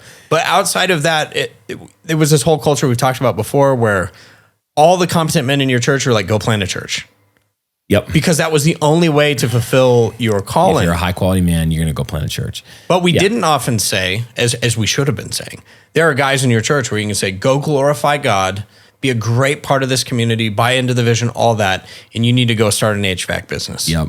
And be great at it. Be great at it. Yeah, this like mega churches often have this thing where they're like, it's all about evangelism, a very thin kind of evangelism. Like we are helping people make decisions for Jesus. But like reformed hyper nerd communities do the same thing in a different way. They say we're all about making people post-millennial theonomic partial preterists. Like, and they list and they all happen to be doctrinal things. Like we exist to just create a people who assent to all of these doctrinal things. But you're basically making theology nerds. Yeah, well, that's what you're doing, and you're actually presenting the end. And I know that I don't want to caricature anybody who says they believe all those. They understand that the point of like post-millennialists get it, that the point is to go make people who go do all these different things. Yeah. But we can accidentally even make it seem like that's where everything ends. So everything we do in a community is basically pointed at that. Like it's all Bible studies to make people post-millennialists. It's all going through these different books. It's all doing this kind of stuff. In our community, the vision is much bigger than that. It includes ecclesiastical theological aims. We want people to be catechized, well-formed, but it expands so far beyond that. The vision is actually, I think people would probably, a lot of them would say something like, well, we are a new humanity going and obeying Jesus in every part of what it means to be human. That's how I talk a lot from the pulpit. Well, and it sort of is an extension of, I think, what Max Weber called the Protestant work ethic. Mm-hmm. Meaning that what made this country great was that people went to all areas of their calling and vocation, and they did it excellently for the glory of God. Yes. And so it's weird because I've heard this in Reformed churches for a long time, but the praxis of how the culture actually works out wasn't quite there. And I think it was kind of the assumption was to really be a great man, you have to be obsessed with the Puritans. You have to be like really into kind of, the unique, the five solas or something like that. Yeah. You have to be like a theology nerd who wants to name your company after the Reformation. Yeah. Like that was every guy. Now it's interesting because I was doing the eulogy for my father-in-law recently, and I said something in there, and I said, Jeff was not a theology academic type guy. He was a faithful Christian, but he was a blue collar Christian. Mm-hmm. He loved the Lord. He loved his family. He gave his life for his generations, all that. But he wasn't a book nerd. Yeah. And I had several people, including one of the pastors, come up and say, I really appreciate you saying that. Yeah. Because a lot of times in our communities, we would look at that guy and say, like, he's a subpar Christian. Yeah, even if by implication. Yeah. The vision of a monoculture, everyone needs to be bought into a shared vision, but it needs to be a big enough vision that any person can buy in. Right. Because it includes them in something beyond just church attendance and tithing or missions giving. It's like, so when we're talking, the mother of the little children needs to know that she is being exactly what God made her to be, and that is her participation in this vast, great kingdom work that the Lord has given us. It's not second rate. It's not at all. It is exactly the Lord. Like, I want people when they walk out of, if let's say they hear a month of sermons from me, one of the things I would want them to walk away with is God smiles over his people. And he's so pleased in seeing them do all of the different little small things that he's given them to do. Not just Bible studies. He's so pleased. Like, there was a hype video that Tate Taylor put out recently of Brutal American, and it was like of a parish event that our two parishes got together, and we went to this place with like these big like redneck slip and slides. Some literally farmer had built on his hills. Yes. And then realized that renting that out was more profitable than farming. So he like kept it. And he made this big hype video of all of us like being silly. Like I'm jumping down the slide head first as fast as I can to try and beat Ben in how far we can go, which I did, by the way, every single time. He didn't even come close because I'm elite at sliding. He says it's because I'm fatter than him. You be the judge. But it was just this video of like all of our kids playing, all of the ladies hanging out, cheering on the guy. Like banquet beers. Like we're just hanging out, and everybody in the comments is like, dude, the vibes are high. And it's like the aura farming of this community. I loved it at the end too, because it's like a kind of a community church hype video. And at the end, Ben says, well, anyway, come to Refuge. So anyway, come to Refuge Church. Like, and he's got bit by it basically sells itself. One of our elders. So you look at that and you go, that was a literal parish event where there was not a Bible study to be seen. Oh, we prayed and we gave thanks to the Lord for our food, and we ate, we broke. We could use all these church terms for what we did. But what were we really doing?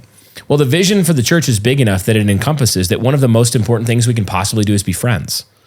Because what do you think it means to love one another? Yeah. What do you think it means when John, over and over in 1st, 2nd, and 3rd John is like, beloved, little children, love one another? Like, what if you actually liked one another and hung out, and then you were like, I really love these people. Yeah. I just want to be with these people. I want to spend the time that I have on this earth with these people. Yeah. That's what kind of monoculture, that's the culture that you're building. Yeah. And a lot of people could hear that and be like, oh, they don't believe in like studying their Bibles. And like, we do that too. We do a ton of that. I mean, we like have men's book clubs and we have that. But yeah. I think what you're getting at is just that it encompasses not less than that, but more than that. Yeah, the Lord actually ordained in the life of the church 52 meetings a year where we open the Bible, come to the Lord's table, teach verse, like we preach mainly expository sermons through whole books of the Bible. We have the reading of the Old and New Testament. We have the confession of sin, assurance of pardon, charge and benediction. We have all these different elements. Every single week we do that. Yeah. And then in addition to that, about 40 Sundays a year, 40 Tuesdays a year, we get together and we have a big potluck and we sing psalms and learn how to sing, because we're all ignoramuses who didn't learn how to read music. So we're like, we should probably figure out how to sing our own hymnal. So we do that. And there's a lot of singing of psalms and, there's a lot of stuff that looks like normal church stuff too. But like one of the abiding characteristics that I think people most walk away from if they visit and they've never kind of experienced us close is that a good culture looks better the closer you are to it. Yeah. A bad culture can often look shiny and good from afar, but then you go visit it and you're like, there's cracks. That's not good. So people come and visit, and the thing that they're noticing isn't the greatness of me and Eric and, other leaders. They're actually noticing the greatness of friendship, the greatness of our men, the greatness of our women, the greatness of fellowship and joy and laughter. And yes, we suffer together. We bury our children and miscarriage together. We experience loss and cancer together. Like they're all of the parts of human life, but we do it as friends. It is interesting you mentioned that, because when people come here, maybe to check it out, to visit, whatever, because they've heard the podcast, they want to check it out up close. I have never once, not one time, have I heard somebody say, wow, whoever preached today, they're the best preacher I've ever heard. Yeah. They just killed it. It's not about any individual even. They blew them away with the rhetoric. No, it's usually, wow, it is so encouraging how many kids are here. Yeah. I hear a lot of, your ladies are so wonderful. They're so beautiful. They're so respectful. They're so kind. They're so thoughtful. Mm-hmm. The hospitality, people, it's hard for somebody to come in and not get invited to a home on Sunday. Mm-hmm. So there's a lot of that going on. The other thing I would say, I read it was a Substack maybe 6 months ago. I think a Roman Catholic guy, but he was saying, if you want to look at any culture and gauge its health, he said, all you have to do is ask one question. Are they having kids? And he said, because that is their stake in the future. Yeah. And it is them saying, we actually believe in the promises that we claim to hold to. Yeah. So I do think you have old Mormons who will come into our church and they're excited about the kids. Oh yeah. Because everybody, I think by nature, this is a natural principle. Yeah. They understand that children are a sign of life. Yeah. So that's another, I think, good thing about the monoculture. Number 2, we talked about gatekeeping. Yeah. We've talked about this a little bit prior, but you've said something. You said, what is the maximum amount of disagreement we can tolerate and still remain potent? Why are we not asking the question, what's the least amount we can believe To join this community. Yeah, that so many churches, that's how they approach everything. So many communities, that's how they approach it. They're like, what's the minimum viable threshold? And it's a useful question on some level. Like, yeah, you need to be a Trinitarian Christian who confesses the historic creeds. Like, of course. But it's not that useful of a question to end with. That's like when someone's coming in, through the gates, we actually see it as multiple gates, like Minas Tirith, which it's successive gates on their 7 walls. But as you come through, you go through gates that are increasingly narrow. So it's like, yeah, are you a Christian? Okay, what kind of Christian? What do you believe about this? What do you believe about this? Are you willing to submit here? What do you think about this question of culture and sex piety? And so we bring people through until what we're wrestling with constantly is what is the maximum amount of disagreement or cultural misalignment that we could permit and still say, that's fine. You don't actually have to be, like, for example, you can be amillennial and do great at our church. You don't have to be post-millennial. You can be a lot of different when it comes to some of these things. We're dual practice. But you couldn't be egalitarian. You couldn't be soft complementarian. It wouldn't work. You couldn't be way pro public school. You couldn't be like, but I am really convinced that we need to have a cappella only singing. It wouldn't work. Like, because we're going to have beautiful music and and we believe that God created a world where there are things like instruments and they're actually beautiful. But on the other hand, you also couldn't come in and be like, I really am convinced that you need a rock band and seeker sensitive type of CCM worship. We're literally never going to do that. It's not going to happen. And if you couldn't be satisfied with that without arguing with everybody all the time, it wouldn't work for you. Yeah, I even think if you were maybe in the camp of like, every other song needs to be like a Getty song. Yeah. You'd probably just be disappointed. Yeah. I feel like a lot of those people, this is kind of the other side of the gates though, that often gets missed. It does keep people out, but it also conforms people. Oh yeah. So we've had couples, sat through a number of these membership interviews where they're actually misaligned on a number of these things. One example could be a couple is living together and they come to the church and they say, like, literally just brand new believers just discovered the Christianity and the faith. Yeah. And we say, actually, well, that's sinful. You need to stop that. And they say, what? Yeah, people might have this idea that we just like bludgeon people immediately if they disagree with us. No. And so we had a conversation. We said, yeah, let me show you in scripture. Actually, this is a form of fornication. And this is in the list of, and they literally said like, well, how serious is that? Yeah. And I was like, well, let's go to 1 Corinthians 6. It's in the list of things that will send you to hell. Yeah. And there were, and here's the amazing thing. That's a bad thing. Just like in Acts chapter 2, no one had asked them these questions or said any, nobody had the stones to say something to them about this. Yeah. So we go through it and then there's tears. And then they both said kind of in unison, they were like, the Acts chapter 2, they're like, what should we do now? Yeah. And we laid out a path forward of obedience, and they were like, and they said, we're going to do that. Yeah. And so this is the other effect of the gates, is that it's bringing people in who, to use biblical language, is they're repentant. Yeah. They're willing to look scripture in the eye and say, it's not wrong, I'm wrong. Yep. And so I have to change. Because here's the deal. Paul says this all the time. A little leaven leavens the lump. Yeah. You do not want unrepentant, hardened sinners milling about your people. Well, 1 Corinthians 5 is right there in the Bible. It's right there in the Bible. And Paul was also so gracious that even the man who had his father's wife, that he rebuked first, like, why haven't you removed this man? Don't you know? And then the next one, he's like, hey, that man repented, receive him back. Don't crush him. Like the gate is wide, it's flung open, the red carpet is laid out for people to repent, but the gate is also narrow. You can't refuse to repent and come in and pretend like you're in, because you're actually not in. It's why we have a very like serious, we undertake things like pornography very seriously, like policing those things. And, when there's issues like that in a marriage or a home and a member, it's like, that's a big deal. We need to deal with this. We need to help you repent. We need to describe repentance to you, make sure you understand it, and then help you walk in keeping with repentance practically. So yeah, gatekeeping is absolutely enormous. We've talked a lot about it early in your episode, but you have to have the vision, but then the vision will die within a generation if you don't gatekeep. Yeah, you have aggressively. To gatekeep. One of the things that you said too that I really liked, you said one of the ways you defend your monoculture is by making it so obnoxiously everything your enemies hate that they would never in a million years join it. Both your enemies and their sympathizers become a stench to them. And I took that personally. As a challenge. You were like, I can do this. I felt like when you said that, you were trying to gas me up. Yeah, I was like, Eric, this is for you. This is... So this is so funny, but that very vibe video that I reposted it that Tate had posted from our parish event.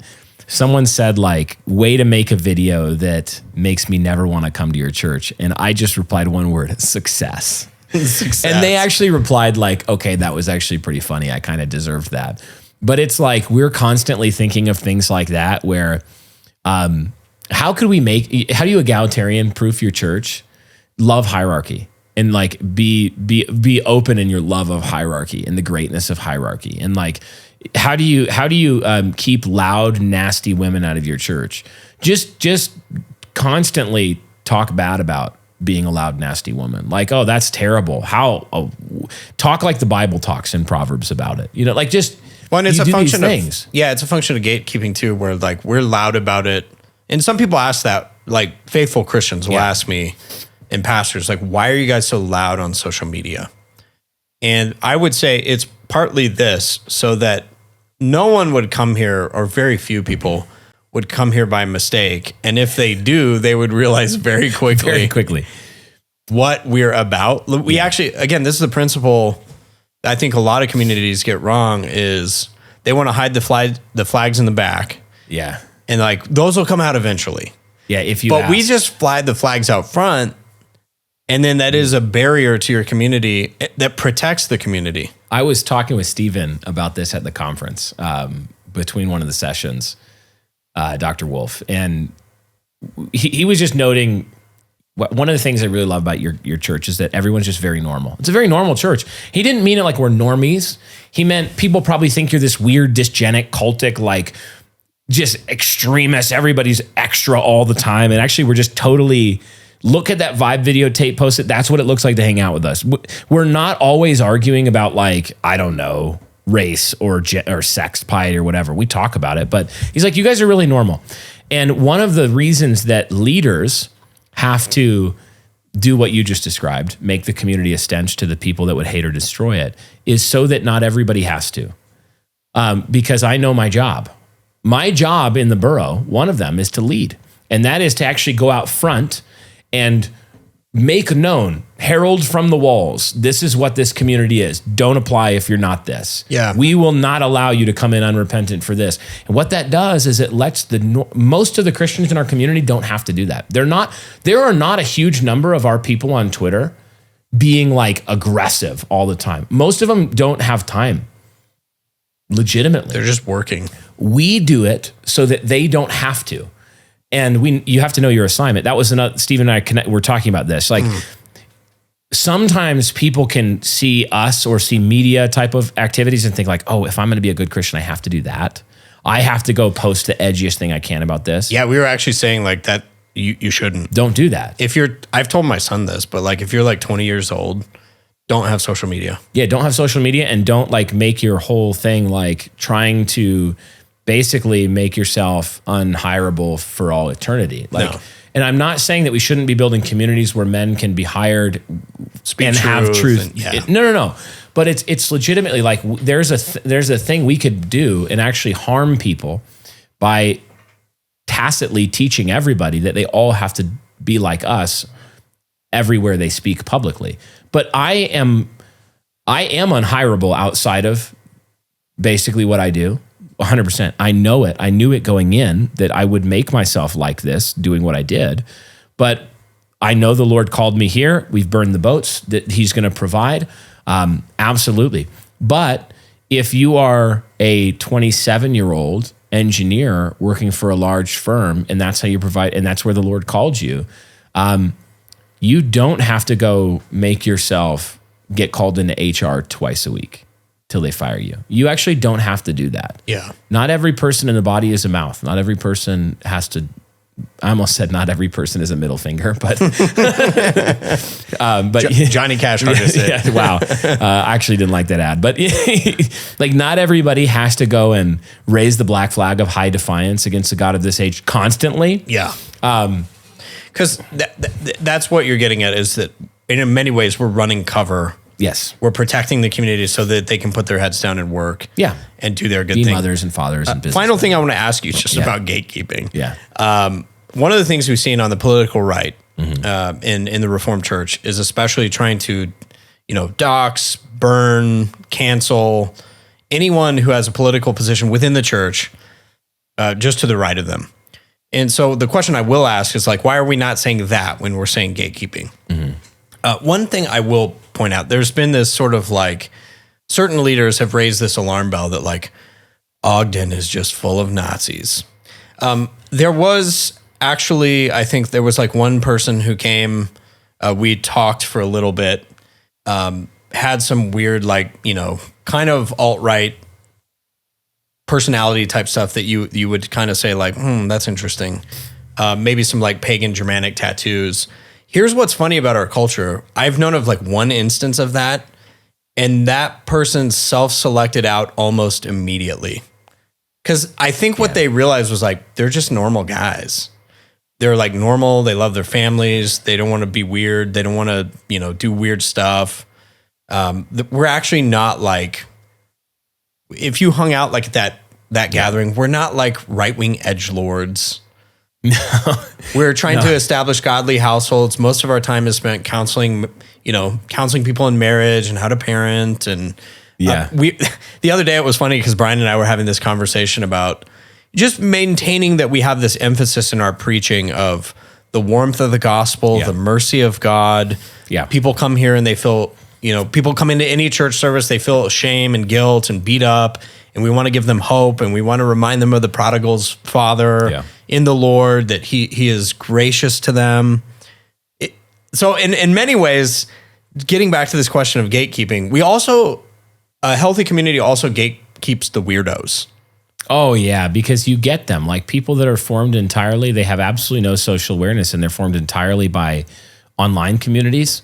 Some people can come in various degrees of that, like the syndrome, they've caught it. And what happens is, most of the time, is that they learn social grace from being in the community, even by guys, Ben's good at this, taking a guy aside and being like, hey, that hangout we had last week, everyone thought you were super weird the whole time. And I just want you to know that, for your information. You were being a huge weirdo. You kept bringing up polygamy and the arguing about polygamy and you're not a polygamist, right? No, I'm not a polygamist. But dude, you're being weird. Here's how to be a normal person. And it's not making people normies. It's making people human beings who are being made like Christ. Yeah, I think in the old world of Christendom, you can read Jane Austen, and it would have been something like having Christian manners. Can you imagine if someone had helped Mr. Collins and been like, hey, Mr. Pastor Collins, come over here. Hey, has anybody ever told you that you're the most insufferably self-important ass that I've ever talked to? And, everybody's thinking it every time you talk. But not in a rude way, but in a helpful way. It's part of leadership and culture and gatekeeping. It's one of the things that people become normal. Yeah, we do a lot with the young men, especially. It was hey man, you're really weird. We're going to put you in these groups of men. They're going to push you. They're going to point out your errors. They're going to love you. They'll be in your corner.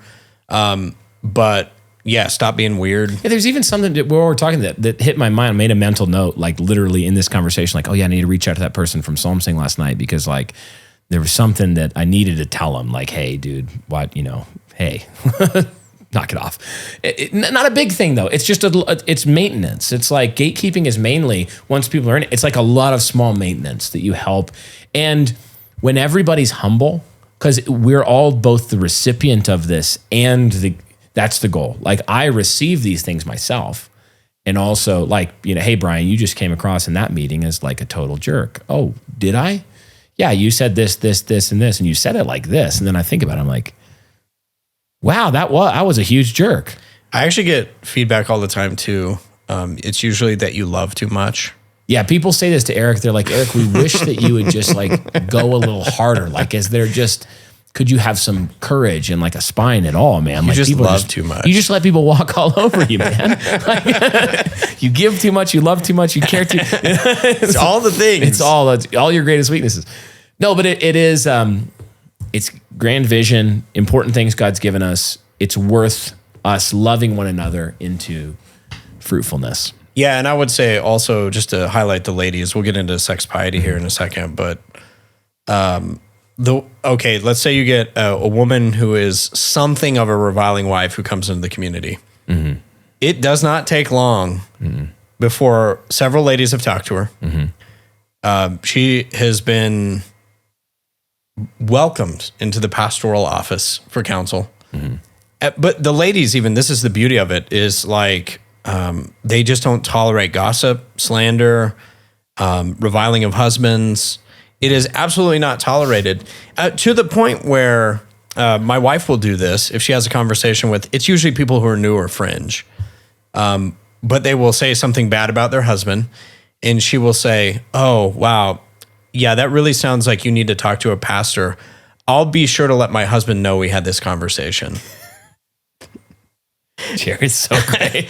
She's like, oh, honey, no. No. Oh, honey, no. And she'll say it in a really sweet way, but then it's basically like, we're not gossiping with you. Nah, we absolutely refuse to do this. And hey, by the way, if you don't go talk to the pastors, they'll be contacting you anyway. Again, it is a mercy to the woman. Totally. It's a mercy to her. We're not trying to be mean. It's a mercy to her, but we're also safeguarding our ladies. Yeah. Because this is how it would work. You get one in. You tolerate it. Who's reviling, you tolerate it. And these are the ones that just spread like wildfire. You're going to get divorces out of it. Like, it's not small. No. It's such a mercy. People tend to walk around their whole life in Christian communities with these like huge, like eminently fixable problems of sin and character defects. And they just keep going at them because no one ever has the fortitude to say like, hey, privately, kindly, gently, Galatians 6:1, restoring them in a spirit of gentleness, keeping watch on themselves. You need to knock that off. Like, you know how everybody's perceiving you on the basis of the way that you are is really bad. Like, hey, you are a really loud woman and you're really rude. Or, hey, dude, you are a absolute passive doormat. Like, you can't. They're small things. Most of these are like the very first, they ought to have been the very first stages of repentance for people. And they never get to them because no one ever corrects them for them. Yeah. And it's uncomfortable, right? To have that conversation, we've had them less and less, but whether it's like, let's say you show up to the water park event and somebody's wife is not dressed well. And then you say to the husband, like, hey, you got to deal with that. Again, we have, I think because of the external, what you talked about being loud and obnoxious, like it was actually kind of funny because we showed up and like people were very aware going into it and we never said a word, but they were very aware, like, you better be modest. Like, that's just part of our culture and DNA. On the gatekeeping thing, as we close that one out, how is what we're doing different than trying to cancel guys on the right? Like what we've seen. Yeah, that's a fair question. Because there's overlap. It's like some of these things. We're not saying we don't gatekeep. No, of course we gatekeep. Because the argument has been, well, you're pastorally inept if you don't gatekeep, and we're saying no, we do gatekeep. Yeah, the main difference there is that in order to answer questions of gatekeeping, you actually do have to get into the substance of the issue. So you can't just, it's not a general principle question. Everybody ought to have the general principle of gatekeeping the culture. But in this, it was like what we were saying, what we were pushing back against is a lot of really loose, sloppy, friendly fire that was unnecessary. Like where you're actually, and also I think in principle, overextending the pastoral office to gatekeep questions of historical debate instead of what you are authorized by Scripture to gatekeep. Right. So I don't believe that a pastor, if someone said, for example, even, someone said, I believe that X number of people died in the Holocaust, and it was not mainly gas chambers, it was mainly typhus and starvation. And it was this many, not this many. And you ask them like, okay, but like, is there any issue here where you're going, like if someone in our church said, yeah, I'm a Christian, my parents were Jews, my name is something Steen, but I'm a Christian, I'm in good fellowship with the Lord, and I'm not sinning like my Jewish neighbors sin, right? And they said, well, you need to get out because you're a Jew. We would say, well, no, you can't do that. But if the person said, no, I wouldn't do something like that, that would clearly violate James, like what James says about these things and what Paul says about these things. So no, I just believe as a historical data point that I've read this and I've read this and I've read this, and I think that this is really what was going on in World War II, and it's not the mainstream narrative. I don't believe I have pastoral authority. I have no interest in it, first of all. I wouldn't want to try to destroy that person or church discipline them. I'm interested in, are they sinning? Right. So there's a lot of disagreement actually around the substance of the debates. That's really important. That's a really good point. I also think the other part of it is, okay, let's say, and we have had, not really on those issues, but let's say we have guys who tend to be more on the right politically. Yeah. And let's say that they have a marriage issue. Yeah. Because that's not unique to people on the right. This may shock you. Right. But let's say they have a marriage issue. What I'm not doing is going online and trying to destroy that person publicly. I'm just calling them and saying like, hey, let's talk, pastor to congregant. Yeah. I want to help you. Let's set up some counseling. We love you.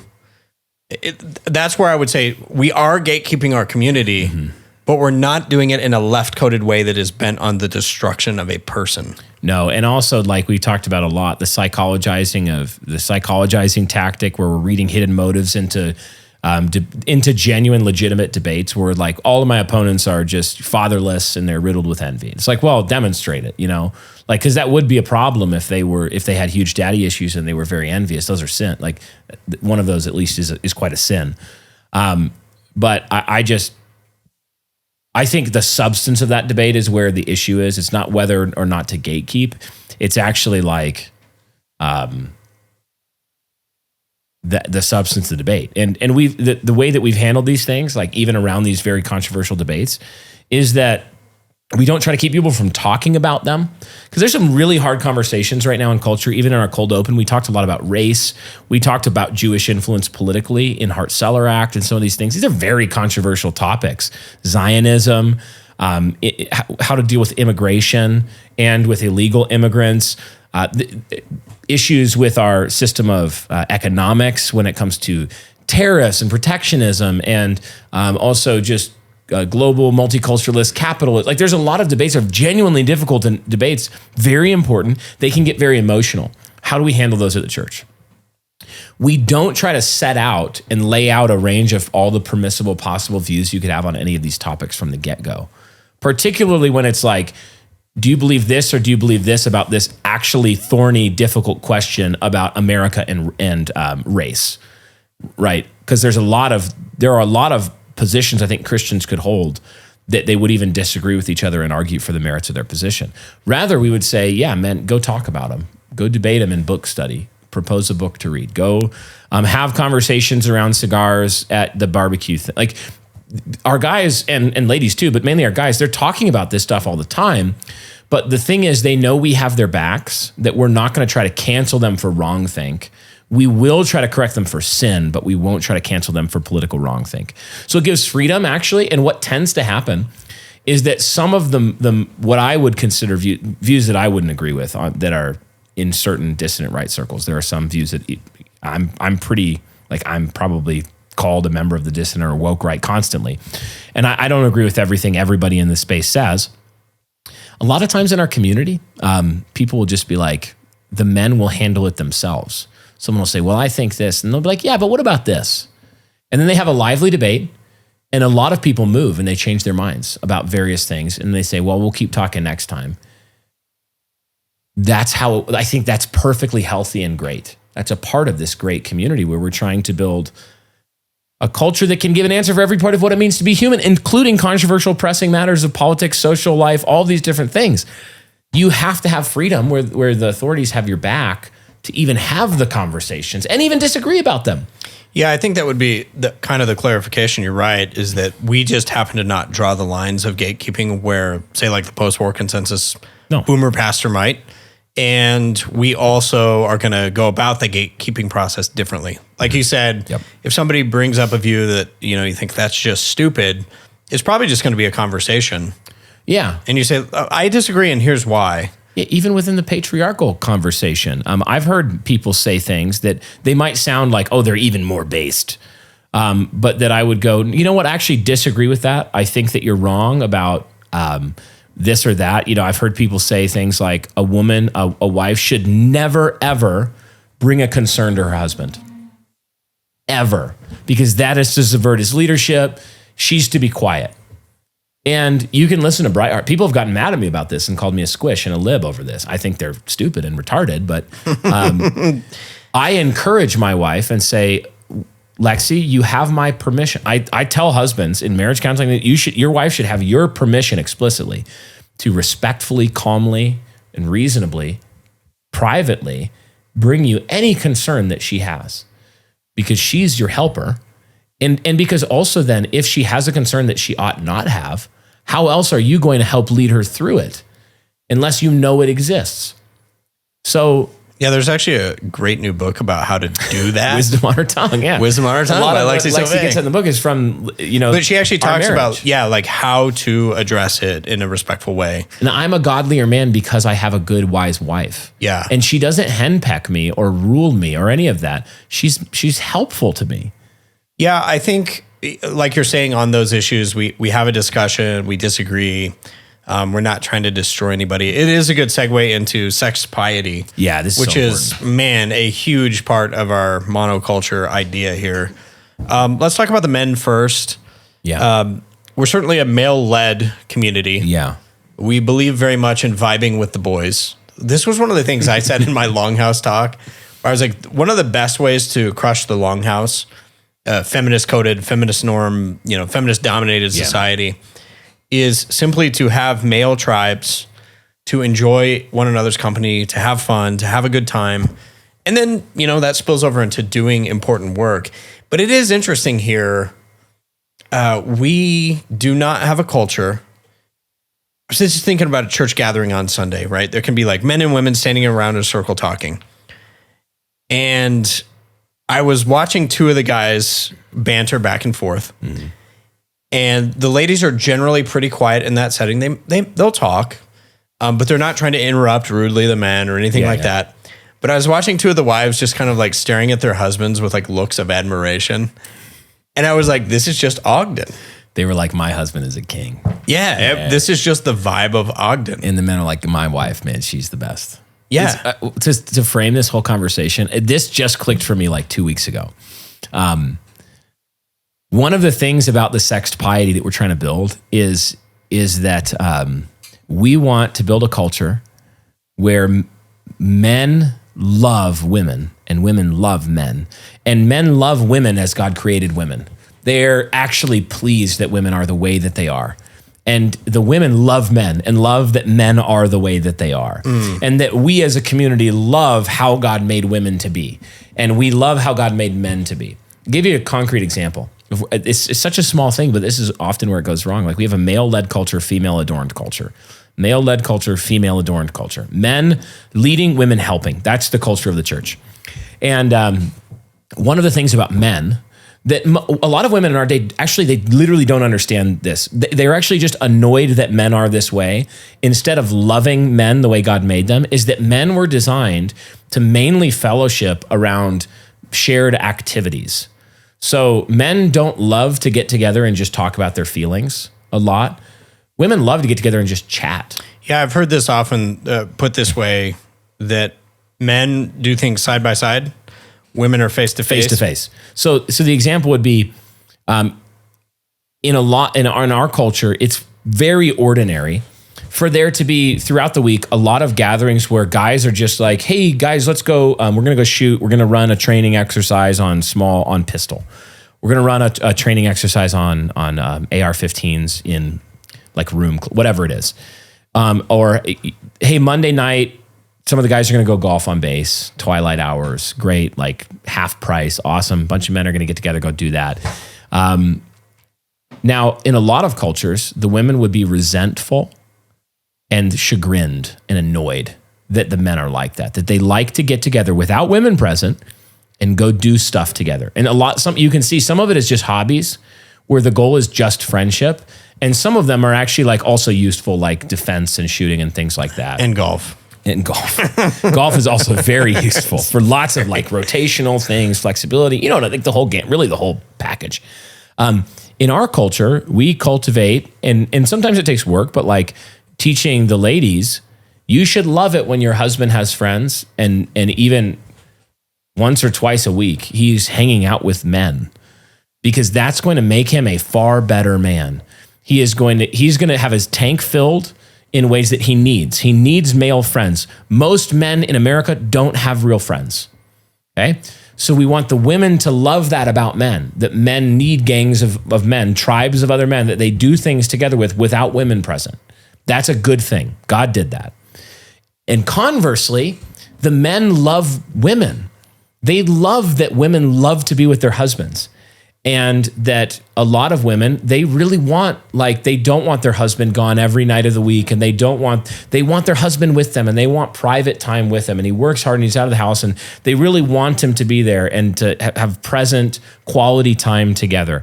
And so we want the men to love that about women and their particular wife, but about women in general. So that on the other hand, they don't say to their friend, hey, every night this week, do you want to go bowling? Well, I wouldn't do that to my friend, because I actually love that he has a wife who loves him and needs him home. It is interesting on that mix too, because I was thinking like the elders' wives, they'll get together and they'll have dinner once every so often. Yeah. And they're like, and they hang out and chat and they have a group chat and all that. And they're very respectful and have a good time. Yeah. But it's interesting because the men are like 3 times a week. Now, some of it too for us is we see each other every day. Oh yeah. So a lot of the things that we're doing are actually during the workday, or, we're having different work-related activities that we have to partake in. So that's true. But it is just interesting to me. I would say they're the idiosyncrasies and the quirks of both men and women, where in our community, I don't know, it's like the ladies will do something and it's just something that's funny and quirky, geared around the feminine sensibility. Yeah. But all the men are like, oh, that's adorable. We're not annoyed by women. We love women. We love the way that they are. I love my wife. I love the women of the church, that they are like, they're just quirky. I mean, I think people know what we're getting at, but like the quirks of women that they, we talk about, like, my wife was driving somewhere the other day, and man, like, I was worried when I saw it. The women get together and like they love to spend $600 and 400 hours to make a quilt that they could have bought at Target in 5 minutes for $13.99. Yeah, or even like the ladies toward the men, right? Yeah, where you're like, they're like, oh yeah, we're kind of joking about which man was leading them and being so obsessed with the recent activity. And the ladies will joke about it, they're and like, it's fun. Eric. What have you Or done? like Lexi and I were talking the other day about Ben's just wild overconfidence in his ability to do certain things, like sing or play golf or do a standing back tuck. But he believes. But he 100% believes. And the thing is, like, men have to have that gear of wild, unearned overconfidence, because otherwise we would never do half the things we do.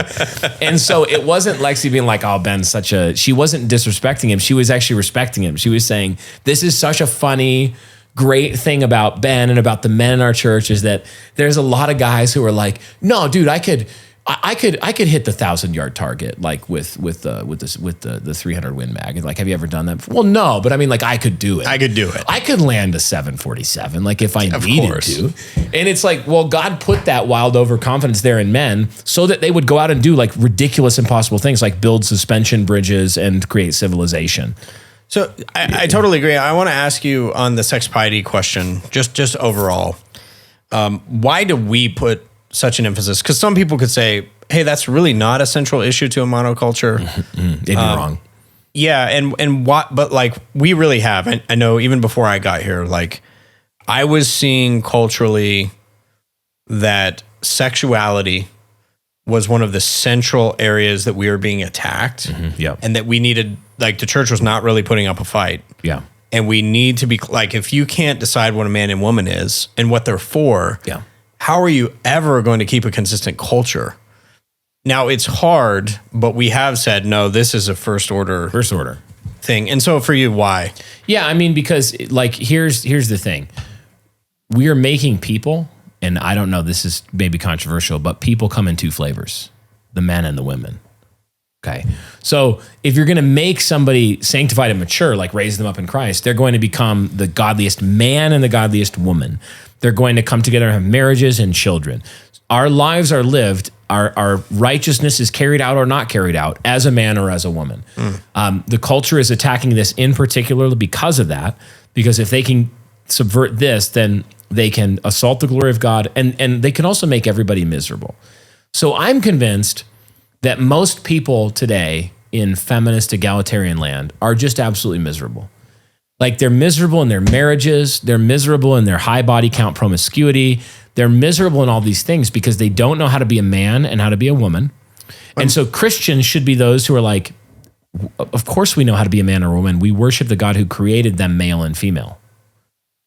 So a whole lot of our practical life is just, it is going to matter what sex you are.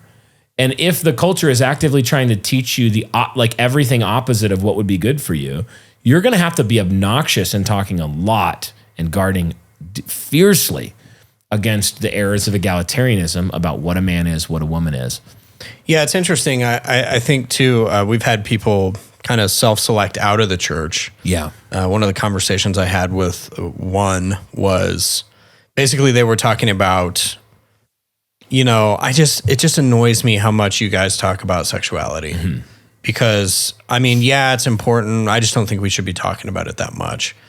And my reaction, and I didn't say this directly to them, but my reaction in general would be like, I think you might need your eyes checked. Yeah. I don't trust your discernment about our culture.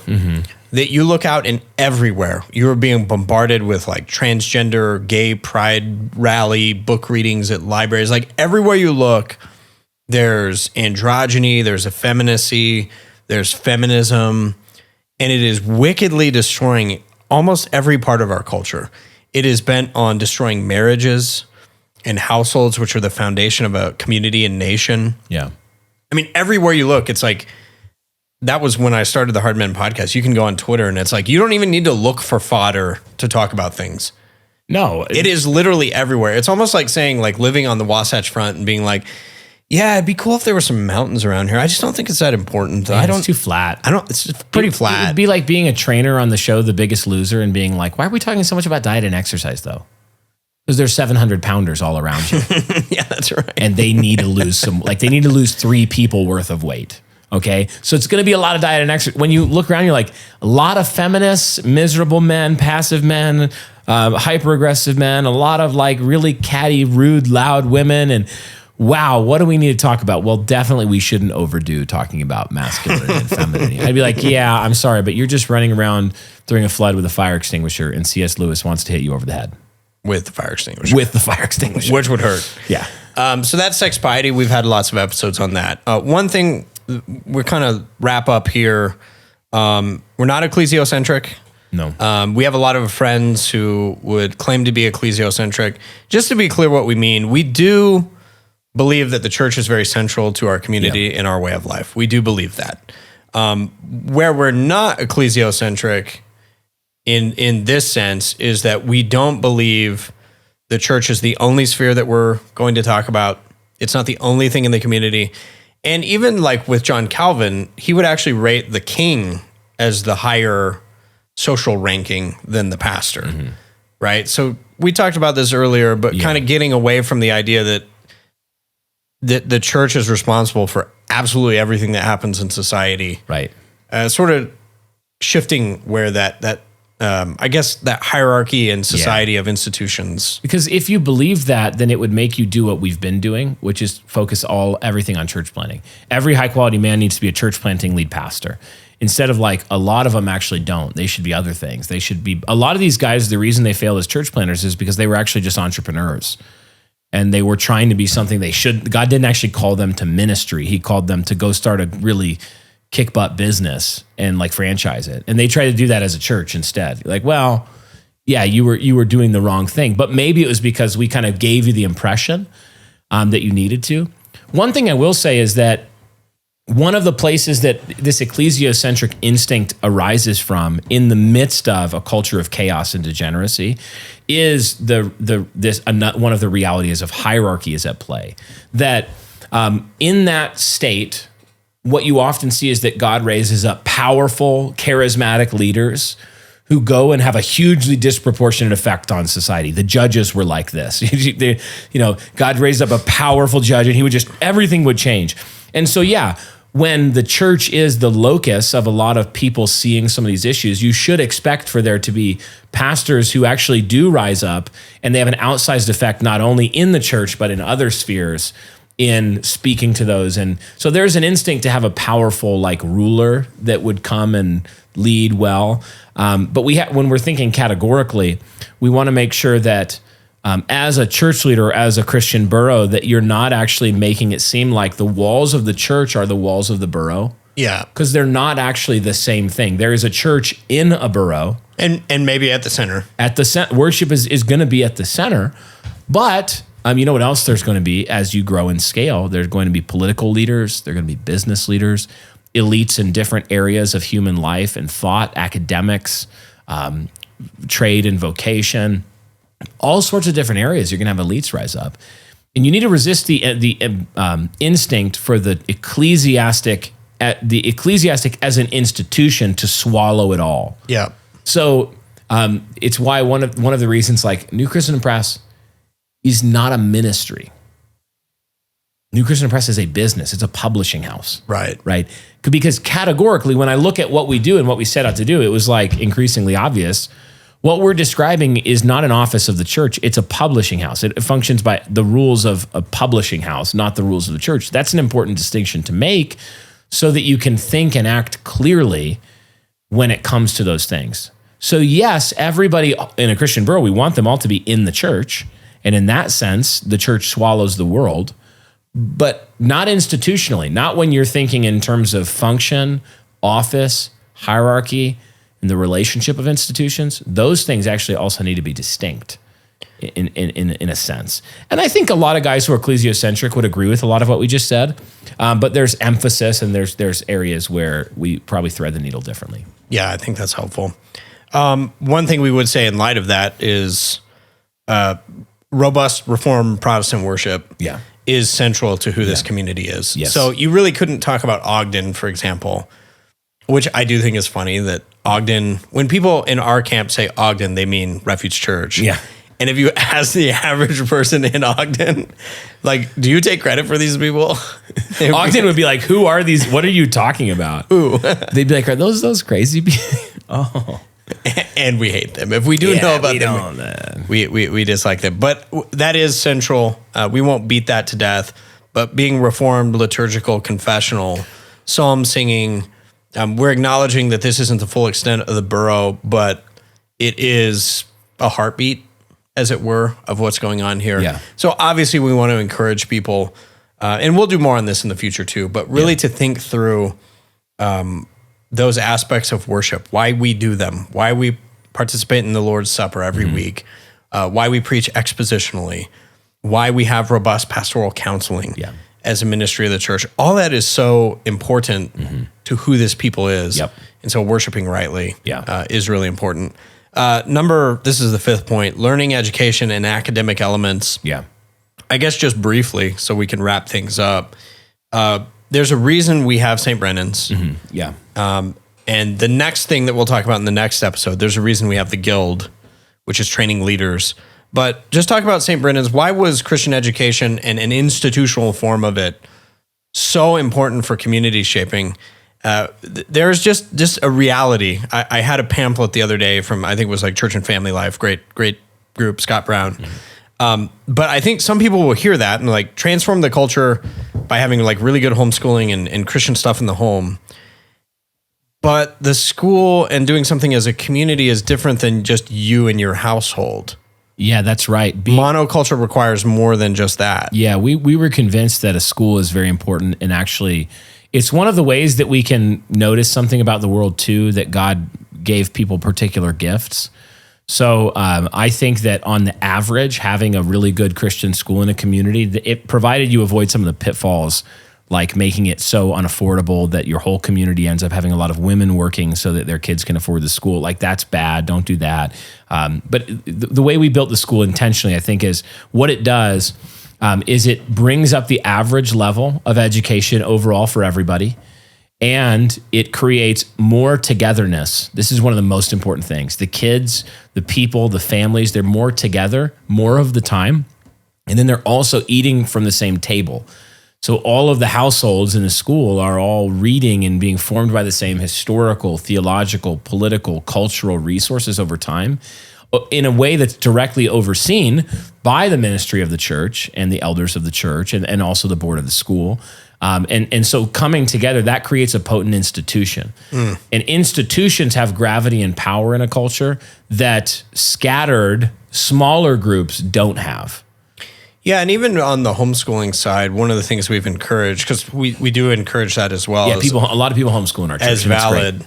But still, like, we'll have group events where we invite the homeschooling families to participate, whether it's, group activities for the young boys or just a school function.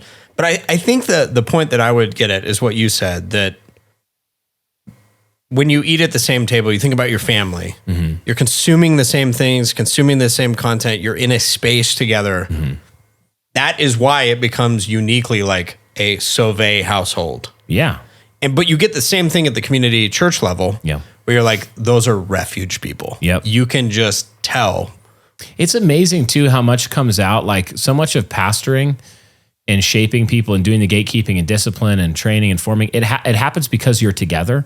So like if you're at the parish event where you're all going down the water slide, or you're at school, that's where you see, as a leader of tens, 50s, hundreds, or thousands, who are those leaders, but you also see what the problems are. Mm-hmm. Oh, our people think they know how to do discipline of kids, but I just watched 3 families this week at school discipline in a way that was absolutely off base. Like, it wasn't effective. So then you can go in and say, let me coach you on this. Let me help you on this. Togetherness flushes out issues and gives you opportunities to do even yet more cultural formation and alignment. Yeah, I'd also say there's just the reality. Like, Charlemagne knew this, Alfred knew this.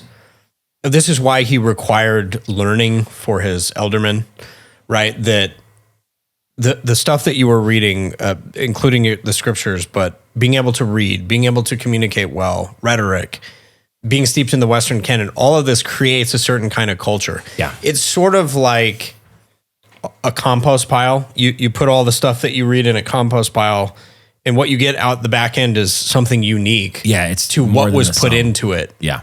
And those are going to be, hopefully quality Christian people who understand the world God made and can go do productive things. I want to close with this, which is really going to be a tee up for next time, which is the importance of replicating leaders who can then replicate the culture. So when I was reading, Dan and I were reading Tribal Leadership, and I think you've read that as well, but the basis for a lot of this was thinking through, how do you get great tribal culture? Mm-hmm. A great group of people doing great work, they're bought in, they love the vision, and they're productive. How do you get that? And they said, well, at the heart of it, you have to have great leaders. And this is kind of like, duh. A lot of people will hear that and be like, yeah, duh. But a lot of it is that those leaders are a certain culture of people who can replicate a culture. Yeah. So we started a guild program to train future leaders. And one of the questions, and we can kind of end with this. One of the questions that we asked was, it's not just that I need a guy to know Calvinism, because Calvinism alone doesn't really define our culture. and you can probably hear that in everything we've talked about. Yeah. No. It's not just that I need you to read Burkhoff. I do need you to read Burkhoff or Needham's Church History. Those are great. But what are the other things that we have to read and study and work through as men so that we become cohesively part of the same culture? Mm-hmm. So I just want to ask you, as we can kind of close with that, why is the cultural aspect of leadership so important as cultural transmitters, creators, formers of the community? Yeah, it's because God made a world where one person with the right gifts, cultivated in the right way and put in the right time and place, can influence millions of people. Millions. I mean, not even tens or 50s or hundreds of thousands, millions. So that's true about the world God made. One leader can absolutely change the course of an entire nation with the words he says and the things he does. Words, like these things that are just air and vibrations. He can go out and it will change everything. So when I look at our culture and I think, who are some of the most important people in establishing the culture that is just holistically Ogden? Some of them have absolutely nothing to do with theological education or even some of them even words. They're not even that important with the words, but it's what they do. Like Ethan is a guy like this. Ethan has a way in our culture of just embodying a masculine energy and cultivating contexts for masculine formation that aren't related to teaching.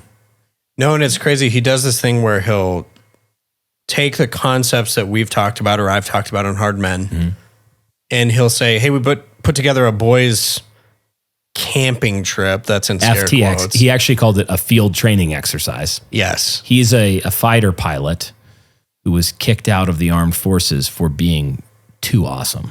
That's right. They couldn't handle his awesomeness. COVID. But he's the one like where he just gathers men. Yeah. He inspires other men, but he just trains the young men, as you said, gravitas.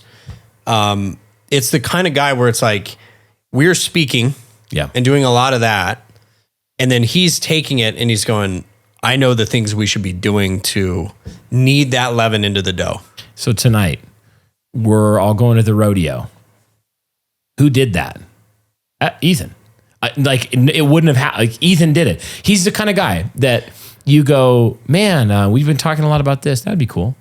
And the next day, an itinerary shows up in your inbox. He's like, I planned the event. We're all getting together here. I got the tickets. I figured out what we're doing. We got a bunch of the kids involved in the mutton busting. Yeah, like my wife is going to be making a big jar full of like Tom Collins mix that we can pour over ice when we're there. Like there's a whole, a whole thing is just materialized. And I'm terrible at this. This is like a huge weakness in me. Praise God though. He brought this other guy, and this is just one guy. There's dozens of examples of this in our community. Tate Taylor's another guy like that. We were talking about, hey, the need for men to be physically strong. Mm-hmm. And I'm in a season where I'm like, I don't have the bandwidth to go like run a gym. No. But then Tate comes and he's like, I'll start a gym. I'll have workouts where all the men in the church can come. We're going to go hike together. We're going to camp together. Literally just Tate Taylor is like, the brutal American vibe. Like he lives that. He trains my older boys 3 times a week now. Yeah, same with mine. And it's not because I don't have a home gym and I couldn't teach him how to do it. It's because there's a network effect when you get another node of connection now between my family and my boys and him and all the other guys there who are in the church. And you start to build this web, a cord of many strands, and it is so potent. Yeah, and then realizing like we have that like, I can have a lot of ideas and we can work through principles, but you and I can't affect, nor any of the leaders can affect all the change that needs to happen. This is why Paul, I think, is so wise in saying you're equipping the saints to do the work of ministry. Huge mindset shift. So we need to talk about that in the next episode. Yeah. So we'll talk more about this, including the guild, including leadership. Brian, it has been phenomenal. Dude, what a good 6 or 7 hours that we've been in this room. You know what I'm thankful for, Eric, is that we don't have air conditioning. Because if we had air conditioning, I'm not going to lie. It wouldn't be the King's Hall. It would be kind of the ninnies hall. It would be like that's right. the soft men's hall. It would. And in fact, my deodorant has worn off. It has failed long gone. ago. long ago, Long time hours ago. So thanks to all of our listeners, everybody who has followed along. Stay tuned. We'll have more on Christian borough building. Yep. We're looking even to write a book, Brian and myself, really hoping to equip more of the church to replicate. As Brian said, this is the question that we get most is how? How? Walk me through the things because there are details that matter, not just big ideas and principles and universals. Yeah. So stay tuned for that. Also encourage you to check out the Patreon channel. Yeah. Tons of great content. We've been doing the conquistadors. So Cortez. Dude, go check the Spaniards. You got to check that out. Amazing. We've got after hours there where we do some, after the King's Hall recordings where we'll do some conversations about whatever the heck we want. This is where So buckle up. it's like the Fun Stopper comes out. Dude, the Fun Stopper it comes out and you throw it away. You can't find it. No, you can't find it. Of course, thanks to all of our great sponsors who make the King's Hall possible and support our work at New Christendom. Support those businesses. These are great Christian businesses that support our show. And so, every time you skip an ad, a new mosque and a new synagogue is established within American borders. I've heard, I don't know. I can't. Our lawyers are saying right now, wildly behind the camera, that I'm not allowed to say that that's absolutely true. But what if? Yeah, what if it was true? I'll tell you something that is true, and we can end with this.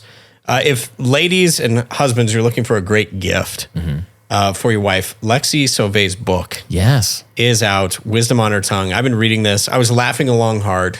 Yeah, it's Lexi. It's very funny. It's very good. But just encouraging ladies how to love their husbands and children well, how to be a godly woman and speak well in the home. So really edifying, encouraging content. You can go to newchristendompress.com and you can order your book now. Yeah. Signed copies. Lexi was signing for hours, and I said to her, "Oh, do your hands hurt?" Well, because now your back's going to hurt because you just pulled landscaping duty. Because you just pulled garden duty. He did say that, but he was joking. She smiled. But she also fell asleep when I tried to show her Happy Gilmore 5 years ago. Yeah, so she totally disinterested. She gets the reference because I've said it so much. But great. newchristendompress.com/wisdom to pick up a book. And it's a premium hardcover, gold foil. Love the design. And it's just a great book. We hope that it's very practical. Every chapter is very, very practical, actionable type of stuff. So we hope that it will serve wives, but also daughters, women who are not yet married. It's about marital communication, but there's principles there for women in all seasons of life. And even I've obviously, I read it before anybody else did. I helped edit and wrote the foreword and also the conclusion to the book. We just hope it's helpful to Christian households and building some of that sex piety. Best forward I've ever read. Oh, dude. I needed that. After this episode, I needed that. Awesome. Well, we'll catch you guys in the next episode. We'll be talking about leadership in your local context. Awesome. Great news here at the New Christendom Press warehouse. Lexi Sauvé's book, My Beautiful Wife, Wisdom on Her Tongue, it's in stock and shipping. Look at our team go here. Totally not child labor, an elite team of fulfillment experts getting these books out to you. And what that means is that if you order this book, it's going to be in the mail and to you within a week or so. Pick up a copy today at newchristendompress.com/wisdom.